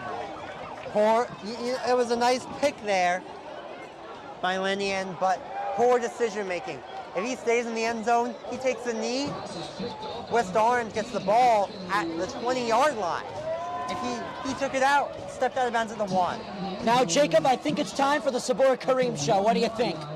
I'm sure West Orange is hoping that's the case. Kareem with 3 touchdowns last game, each one highlight reel worthy. Showcased my voice on NJ Athletics with his star catches. So we'll see if he's up for the chase. Richards is starting to spark. Maybe the same can happen here for Sabor Kareem. 27 offers he's at. It varies by the day. What's his best offer right now, Jacob? What do you think? From what I've heard, his top 2 choices that he has visited have been Duke and Illinois. I'm really liking Indiana for him. Stewart from the 1-yard line. Lanigan ran it out a yard instead of kneeling. Fullback handoff to Williams. Looks like he got to the line of scrimmage. Tough yardage to work with down by 2 possessions going into a fourth quarter, 50 seconds away. Can't take a safety. No, absolutely not. You'd be giving the football back and giving away 2 points to make it 21-9. Or 6, rather. One cool thing East Orange did, Jacob, is bring their band. Most visiting teams do not travel with a band. East Orange traveled with it today. West Orange does travel with their band. They do. They brought it to Montclair State. A phenomenal game that was versus Montclair. They brought it last year when we were in Union City. Brought it there. 2nd and 10. 2nd and 10 from the 1. One play will have to get off. Stewart standing in the end zone. He takes the snap. He'll quickly throw. Pass tipped. And intercepted. Touchdown. Nail Johnson. Stewart is looking up in disbelief. A sneaky 6, Jacob. Pass a little low. Johnson tipped it to himself, grabbed it in the end zone. That's a touchdown. And that play to step out of the end zone from Lannion really biting West Orange in the butt right now. Kareem tried to cut the route. This time they couldn't even get it to the beast mode.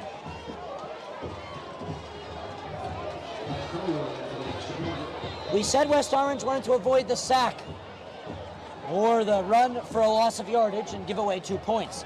Now they're giving up 6, but they are getting the football back for the fourth quarter. We'll see what that does momentum-wise. Yet again, a poor snap. East Orange will have to roll out. Possible 2-point conversion attempt is bailed on by the holder, B.J. Covington. So now Ryan down by 19. It's a tough path to come back as that will wrap up the third quarter. That's right, stay tuned for the fourth quarter of the 2022 Orange Bowl. East Orange 25-6 as the underdogs. Stay tuned, let's see if they can hold it in the fourth quarter versus a mighty Mountaineers fierce squad. The Marauders go back to their bread and butter. Their 3 offensive touchdowns today have all been on the ground. They'll go back to the ground here with Slade, and he's untouched into the end zone for a touchdown. Sam Slade. 2nd and 21. Missouri under pressure, and he's taken down. Jack Price with the sack. And goes under center. Toss to Thomason, far side, trying to pick up blocks, trying to cut back upfield, and he's in for a Seton Hall Prep touchdown. Hand off, Butler once again, steps through a couple of tackles. Well, how about that? A touchdown for East Orange. Nail Johnson off the tip on the intended slant pass throw. That's the 2nd interception of the day for Amir Stewart. 2nd interception for a touchdown. 2nd pick 6. You're right. East Orange is 2 for 2 on returning pick 6s for touchdowns. 13 of the 25 points for East Orange have come from the defense. Oh, a fresh 12 left to play, Jacob. A fourth quarter that we know West Orange is accustomed to playing well in. Kicked off on a bounce. This one will be picked up by Hunter. Here goes Hunter, hunting for yardage. Tackled at the 40. Let's play fourth quarter football, West Orange offense. This offense needs to step up. They need to crack through the barrier that has been East Orange. And their wonderful defense. Jacob, quite the trip ahead for East Orange currently on defense. They host Passaic Tech next Saturday, 1 p.m. They visit West Essex for their final Friday night game of the season before hosting Barringer of Newark on Thanksgiving Day. Their annual game versus Barringer. Barringer playing good football this year, but East Orange proving to play like last year recently. 3-game win streak. They're about to take down an almost ranked team to watch in the NJ.com top 20 Mountaineers squad. Here's the snap. Stewart throws on the slant. It's caught. And flags come out. Would have been a gain of 7. Let's see what the call is here.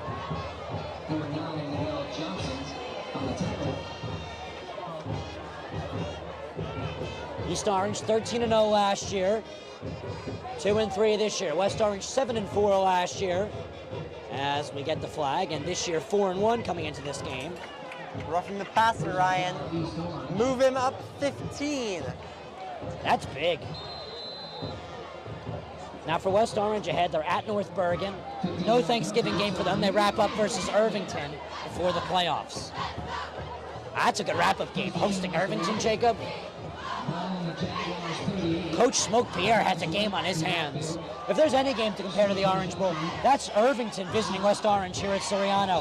Stewart, down the field, almost intercepted by 2. Almost intercepted twice. It was almost intercepted by Richards and then Cross. Richards was grabbing his leg after that play. I don't know, I feel like he's staying on the field though. So, looks like he is okay. Maryland holding their breath there for a second.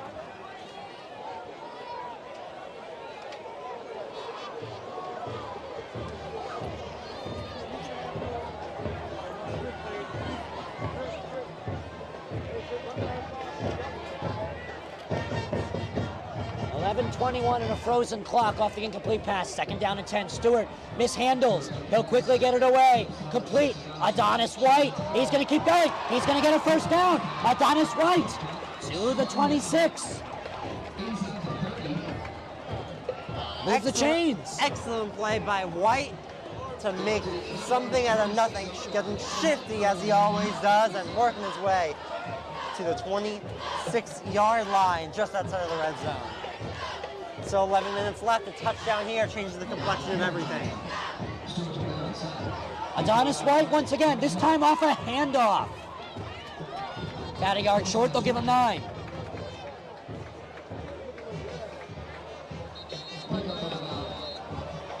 We have an injured campus high schooler. Officials timeout. Station identification.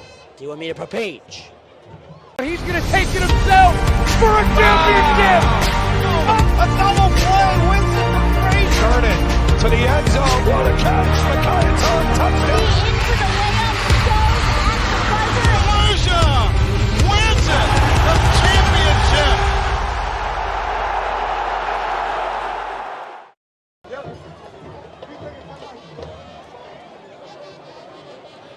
Welcome back off the officials' injury timeout, 25-6. The visiting East Orange Campus High School Jaguars. West Orange driving, Ryan, inside the red zone. Yes, currently on top of the West Orange High School Mountaineers here at Suriano. Adonis White down the middle. Look at him go. 5-4 is where he's met down. First down, move the chains. Another excellent run by White. You got on this running game for West Orange, the power empowerment of Kai Williams, and the speed, the shifting of Adonis White. A touchdown would be huge for West Orange. And the power man, touchdown, Mountaineers, touchdown, Mountaineers. Power man powering his way to the end zone, and he is pumped up.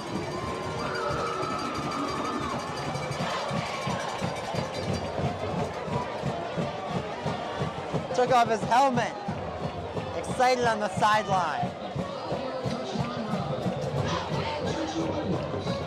You would think, Ryan, that no, they're going to kick the extra point. I was going to say, you would think maybe they can go for 2 here and make it an 11-point game. Tough snap for Stewart, picked up by East Orange, and this isn't the NFL, folks. Nope. Can't return a blocked extra point for 2. It's just dead play. East Orange thought they had something going here, as there is a Mountaineer down, and that takes us to break. Stay tuned.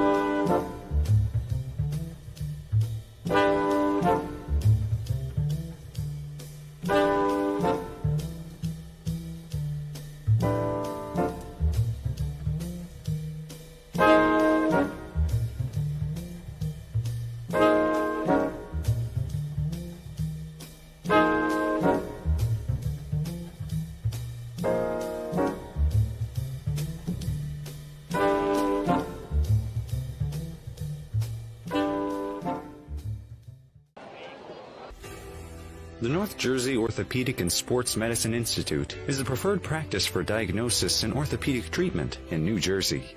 Our focus includes sports injuries, as well as the treatment of a broad range of orthopedic complaints, from common tendon ailments and arthritic joint pain to traumatic injuries. Our facility offers an on-site physical therapy suite, in conjunction with specifically designed exercise programs, non-invasive and advanced healing technology. Specialist Dr. Michael Rusinella utilizes non-surgical and minimally invasive surgical procedures to help patients regain back their quality of life. Samuel Godina is the player down, getting an applause. Looks all right. Maybe can get back into the game in the later stages, Jacob. West Orange certainly would like that. Never good to have an injured player. East Orange slow to take the field off the officials' timeout. Both teams the full arsenal of timeouts. We're going to have to assume if West Orange uses that as momentum, they're going to start to burn some timeouts.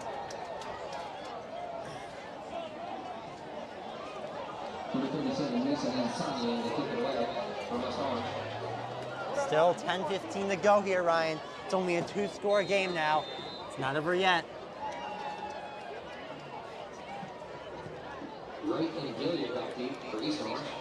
This one's going to take a tough bounce and be knocked down. No choice but for Taylor to run it. Look at him go. 35-40, 45-50. He's going to be tackled by the kicker. Excellent tackle by the kicker, Ryan. Mason and Sena. There was no stopping him there, Jacob. Did the ball come out? Is this West Orange football? West Orange thinks they have it. Let's see. What's the call? The head official holds. No signal yet. I'm going to take that East Orange campus will hold the football. Well, the officials are having a discussion. We're talking about if he was down or not. So this place is about to erupt below us, Jacob, if West Orange gets the football, because that means it's a whole new ball game.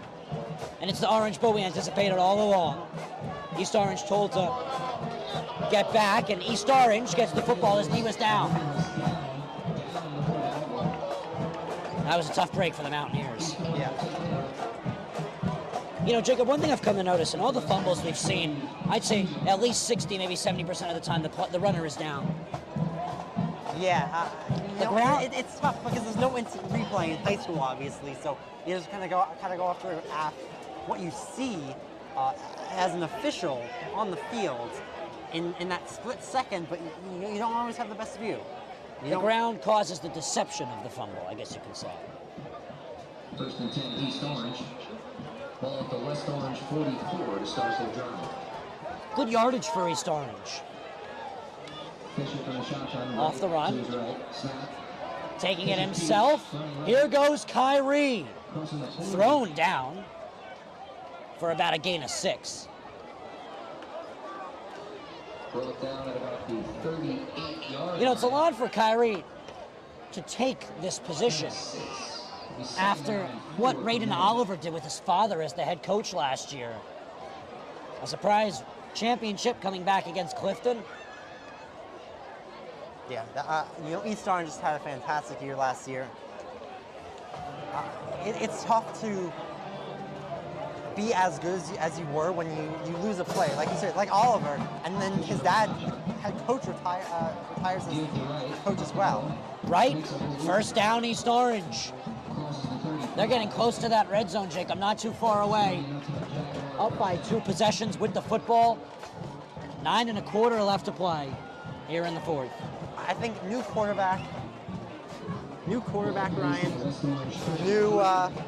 new system from that new head coach might have been part of the reason that this East Orange team started off slow. Like I said, also very tough schedule to start the year. Picking up steam though, and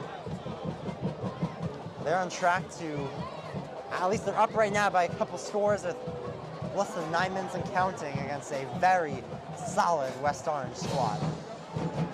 Taking it himself, Kyrie cuts in. Fisher gets about 5.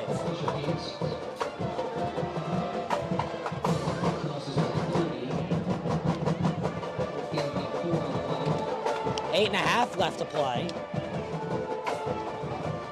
East Orange, a 25-12. 13-point lead.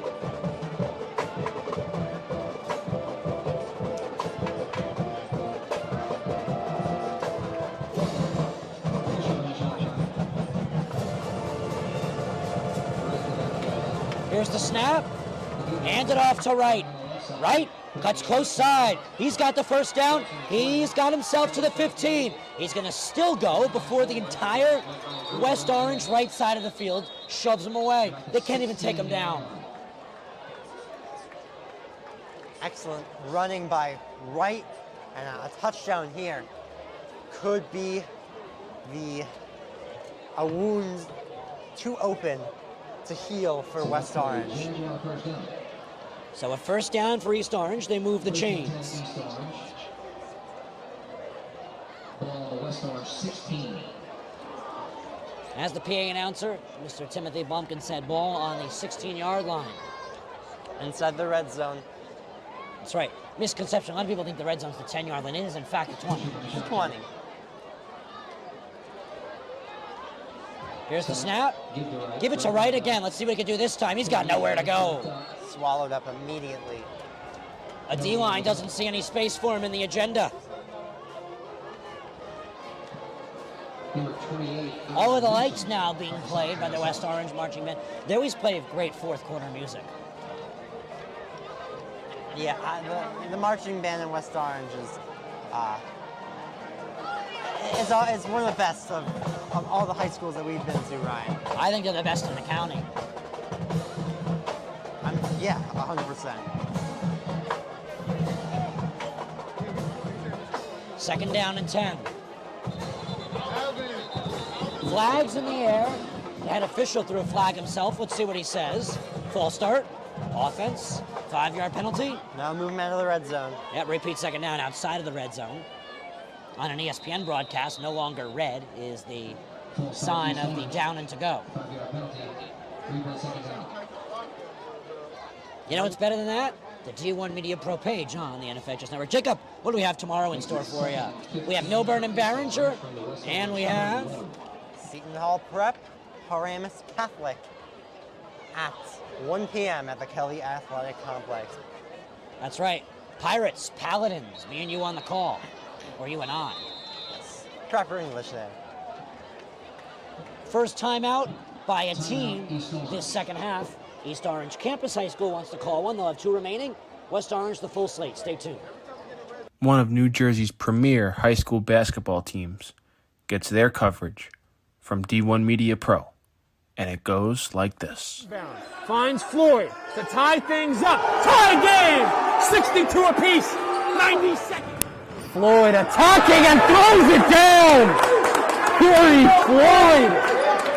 A missed opportunity down low, behind the back to Bueno and one! Lawrence with Floyd, he'll lob it up, and a slam! It's too low for Dunn. Wilcher to Floyd, lays it in and one on the lob! Thought about the 3, drives baseline. Oh, what a start for Corey Floyd! Here with Corey Floyd after a tough... Wilcher. Fourth quarter, 25-12. East Orange Campus High School. The Jaguars with the lead. They're trying to get back to 500 in preparation for a big game versus PCTI, a county school in Passaic. Here's the snap. Fisher will hand it off to the young man, Kasim Cross. Christopher Barino on the tackle. We're halfway through the fourth quarter, Jacob. West Orange down by a pair of touchdowns. That one's going nowhere, Ryan. As a man down. I believe that is number 77. 72. 72. Jaden Stokes. Yes. The senior 6'4" offensive lineman and defensive lineman. That gives us a chance to hear from Michael C. Russinelli.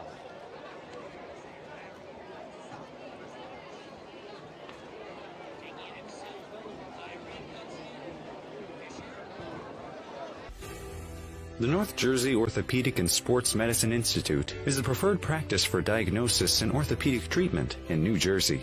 Our focus includes sports injuries, as well as the treatment of a broad range of orthopedic complaints, from common tendon ailments and arthritic joint pain to traumatic injuries. Our facility offers an on-site physical therapy suite, in conjunction with specifically designed exercise programs, non-invasive and advanced healing technology. Specialist Dr. Michael Rusinella utilizes non-surgical and minimally invasive surgical procedures to help patients regain back their quality of life.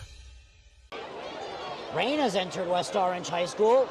Stay tuned to the D1 Media Pro page on the NFHS Network after this message from West Orange Sport and D1 Media Pro. When one of the top public high school athletic programs in the state of New Jersey uses the #1 live stream in the nation. Flip to Carson. He went the 90 yards on the kickoff return. He's trying to finish it off with a touchdown, and he does! To tie Carson. Ball court. Passed on over to Capstraw. Capstraw will drive in past two players, and she's able to load up and score. That is the 1,000-point club type of play right there. You can't ask for better than that one. Pass across. Stick down by Murphy. Send a shot and deflected. They score! 2 now. We're at the 2:30 marker left in the game. Immaculate go quickly, but it has just costed them a good play there to stay on the West Orange side. Diving in quickly is Capstraw, and she herself is leading West Orange to a comeback. 5. Short shot on goal, on post, and West Orange makes the goal, and they win. They take down the #2 ranked Seton Hall Pirates. What a thrilling game. So a free kick for West Orange. She sends it towards the net.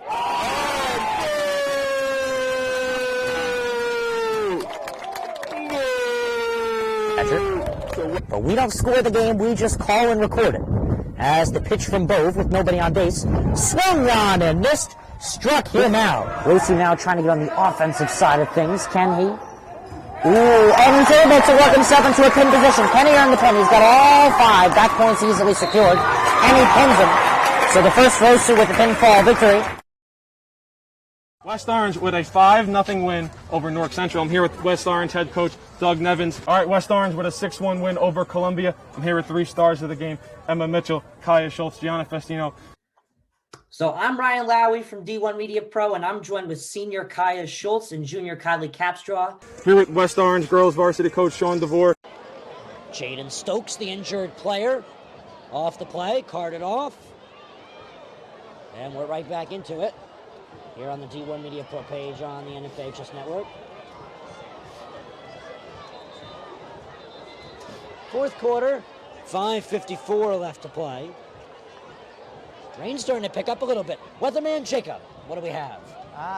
Rain's starting to come down a little bit, Ryan. We're protected here, but we'll see how it affects the end of this game. Yeah, if we take a look, if our cameraman could quickly zoom, we have a departing crowd.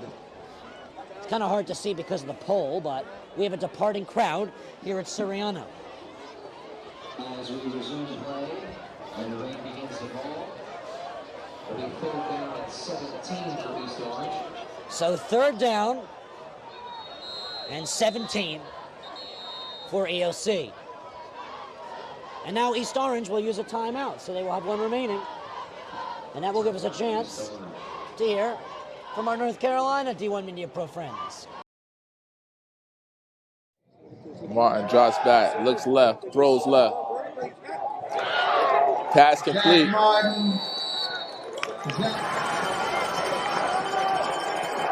Second and 8, Raging Bulls. Play action. It's tossed over the middle. Touchdown.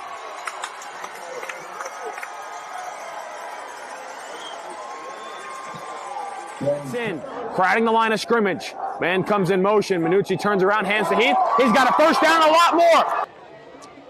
Welcome back, 9:43 p.m. Eastern Time, and it's been about 5 minutes since we've had a snap-in. And, well, you know, I missed my 9:30 bedtime, Jacob, but otherwise, we're having a great time here in the rain. From the shotgun, here's the snap. Kyrie Fisher rolls out, and he'll be brought down at the line of scrimmage. I have no sack credit given there. 4th and long. Let's see what the call is here. Well, the score is on the bottom of your screen. It's 25-12 East Orange over the hosts within the West Orange High School Mountaineers. Congratulations to West Orange Soccer on receiving a top 4 seed in the Essex County tournament. Both boys and girls having a phenomenal season. East Orange themselves entered a preliminary berth into the Essex County tournament, a 4-6 season they currently hold as of a few days ago, according to NJ.com. Handoff, 3 tacklers on the play there, nowhere to go. And now here comes the West Orange offense. Off the turnover. East Orange happy to surrender the ball. Let's see what West Orange has in store. 4.5 to go. Down 2 scores. Game isn't over yet. Absolutely not. But that long drive, that was about a 6.5-minute drive of game time from East Orange that really dampened their chances. And Jacob, you know what's great about rain like this? It's not so hard that everyone's affected by it, but this is how you can really see who's football fans and who's here because it's school spirit. Here's a run for West Orange. A great effort by White. First down to the 38. He's the Royal Speedster. Care to explain? Royal is a shade of blue. I know they're not wearing Royal, they're wearing baby blue, but it's close enough. Here's the snap. Give it to White again. It's a recurring theme with White to give it to him twice or 3 times before taking him off or switching him to receiver. Gains about 4 or 5. It looks like we have an injured Mountaineer who's hopping. Looks to be all right. Confirming that is number 67, Jay Straker. 6'4", 310 offensive and defensive lineman. The big body for the Mountaineers, Jacob. Under 4 left to play here in today's Orange Bowl effort 2022. These 2 teams could meet in the playoffs like last year. Here's the snap. Stewart down the middle. It's caught. Sabor Kareem. We've waited all day for that one. Keep him moving. Kareem does have a touchdown to his name, not as much as last week's 3 touchdowns. I have to say yet because it's not over. Stewart, handoff, Adonis White finds an O-line route, and they'll give him a first down and more. To the 27. Keep it moving. Move quickly, Ryan. You got to keep moving. 3:15 to go. Keep counting. You need a touchdown. 3:10. Stewart from the gun. Handoff. White again. It's the Adonis White show, Jacob. Just keep doing what's working, and running with White is what has been working. Now, Jacob, what's funny is in a game like this last year, West Orange was down by 2 possession, scored the touchdown, got the onside kick. Now, they didn't score and they didn't win because there wasn't enough time, but there's really no reason to be slacking down right now at all. No. West Orange is 100% in this football game, and I wouldn't be surprised if they use a timeout here. And East Orange uses their timeout. Their final timeout. I wasn't predicting East Orange to use a timeout. I guess they want to use a breather. They're at the helm of this football game. It's a very similar story to last year. Do you think we could see this in the playoffs again? I hope so. I really do hope so. Would you be joining me on the call? Of course. Unless I am sick or hurt, I will always be here for a good Woe-E-O game. A Woe-E-O. That's another nickname for it. Friday Night Lights Rivalry Edition. You know, there's more Homecoming, Hoko, whatever you want to call it. This game has a lot of brand names to it. I like the Orange Bowl, though, Jacob. It's a good name. Putting hashtag Battle of the Oranges below it in smaller font. Though, the Orange Bowl, it sounds like a college, exactly. A college game between two low-end D1 schools. Stewart down the field. Sabor Kareem too much. That's exactly why we call it the Orange Bowl. 3rd and long here, Ryan. 4 down territory, absolutely, though. West Orange needs a score to stay in this game. 3rd down and 9. East Orange's crowd has simmered down a little bit too. A few 9:30 bedtimes down there as well. Stewart will throw once again. He rolls back under pressure, gets it away. Here goes Adonis White into the red zone. Sandwiched to the 18. First down. Or the 13, pardon, first down. 2:23, hurry up Mountaineer offense. Here they go. Still a full arsenal of timeouts. Give it to White. Adonis White still on his feet. Cuts just shy of the 10-yard line to put him at the 11. Whereas we were about to hit what would be in the NFL, a 2-minute warning. That'll be a timeout. Now, Jacob, this is interesting. The East Orange band has departed. I don't know if they want to leave quite yet. This game isn't over.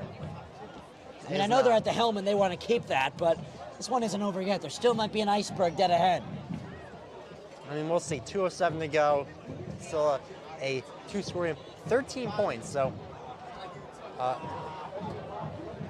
touchdown and 2 touchdowns and a 1 2-point conversion would win the game. Now, Jacob, question for you. I think most others, like me, know what the answer is, but I want to hear it from you yourself as an expert at football. What is the toughest team on the schedule for these two teams coming up? Well, for West Orange, it's obviously Irvington. You know, when you can play a team that can keep up with top private school in Seton Hall Prep, and this East Orange team that beat East Orange team, it's the toughest game. And for East Orange PCTI, team that beat this West Orange team, the only team that beat this West Orange team coming into this game. That's proving to be an even matchup. 1 p.m. Eastern time, next Saturday at Paul Brown in East Orange. This one is caught for a touchdown, Ian Gaynor! Ian Gaynor bobbled it, able to control in the back of the end zone. It's not over yet. 1-score game, 7-point difference. And I would assume you go for 2 here to allow another touchdown to give you the lead. Take it all back. Oh no, an illegal shift. Touchdown negated from West Orange. Now that's tough. Ian Gaynor, he really wanted that one. Take 6 away, subtract 6 from 18, you're at 12. So now from the East Orange 17-yard line, still in the red zone, but this time just barely, just 3 yards in. Stewart, from the 25, he will throw towards the end zone, caught at the 10. Let's see what he can do. Kareem fumbles the football. Campus football, wow. Sabor Kareem trying to get fancy instead of just running out, and it results in a fumble and an East Orange football. West Orange still with 2 timeouts left, so it's not over yet, but certainly not looking great for them with 1:52 to play. Always expect the unexpected. Wow. You see Amir Stewart just took his helmet off, walking to the sideline in awe. Thought he had the touchdown, a perfect completion to Ian Gaynor. That just changed the trajectory of things.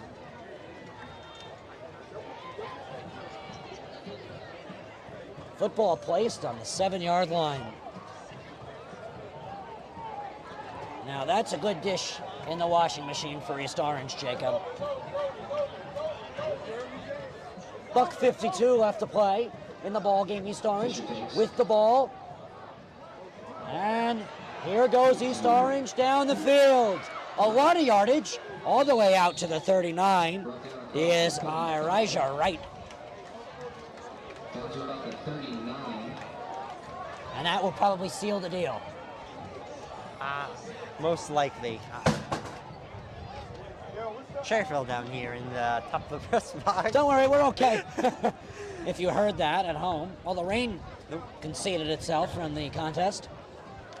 Looks like the rain is either slowed down to a very slight drizzle or completely stopped.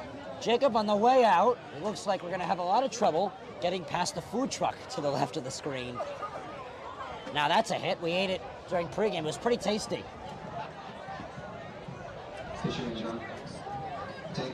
Handoff. Right.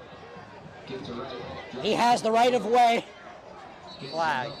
Gains about 8. Got a lot of help from his teammate. Let's see what the head official rules this one. 57 seconds left in this contest. The 2022 Orange Bowl coming to a close. Just a few more plays left.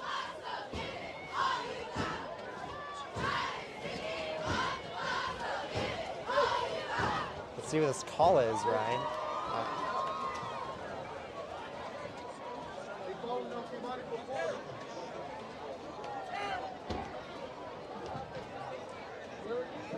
Personal foul, East Orange.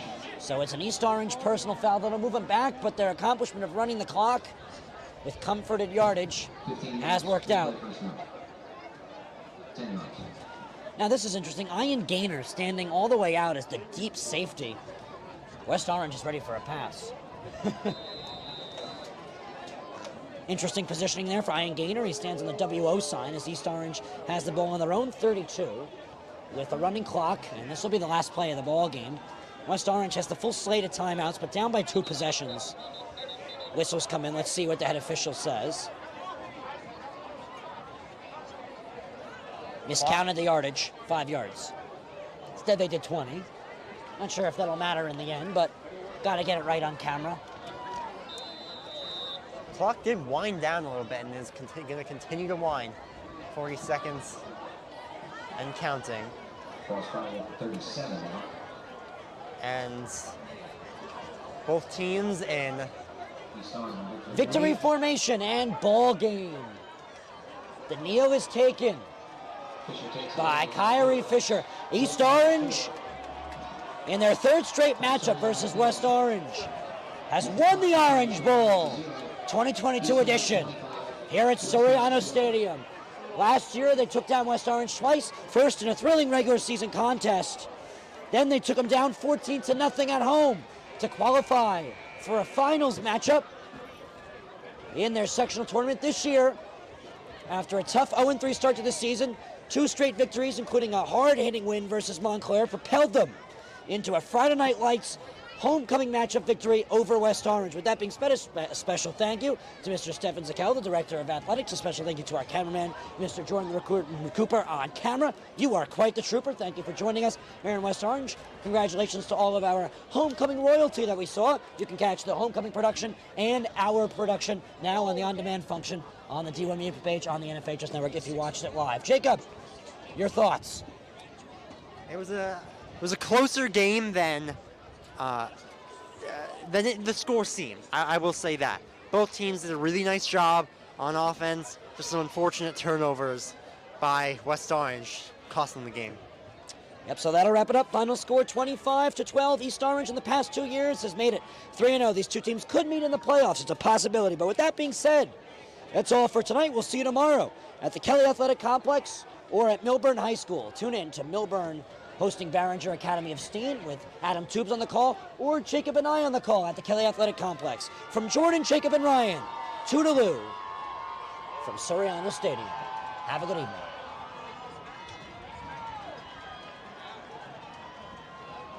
He's going to take it himself for a championship. A double play wins it to Frazier. Turn it to the end zone. What a catch. Micaiah touchdown. Wins it, the championship. Pace for the mics. Like, how am I supposed to?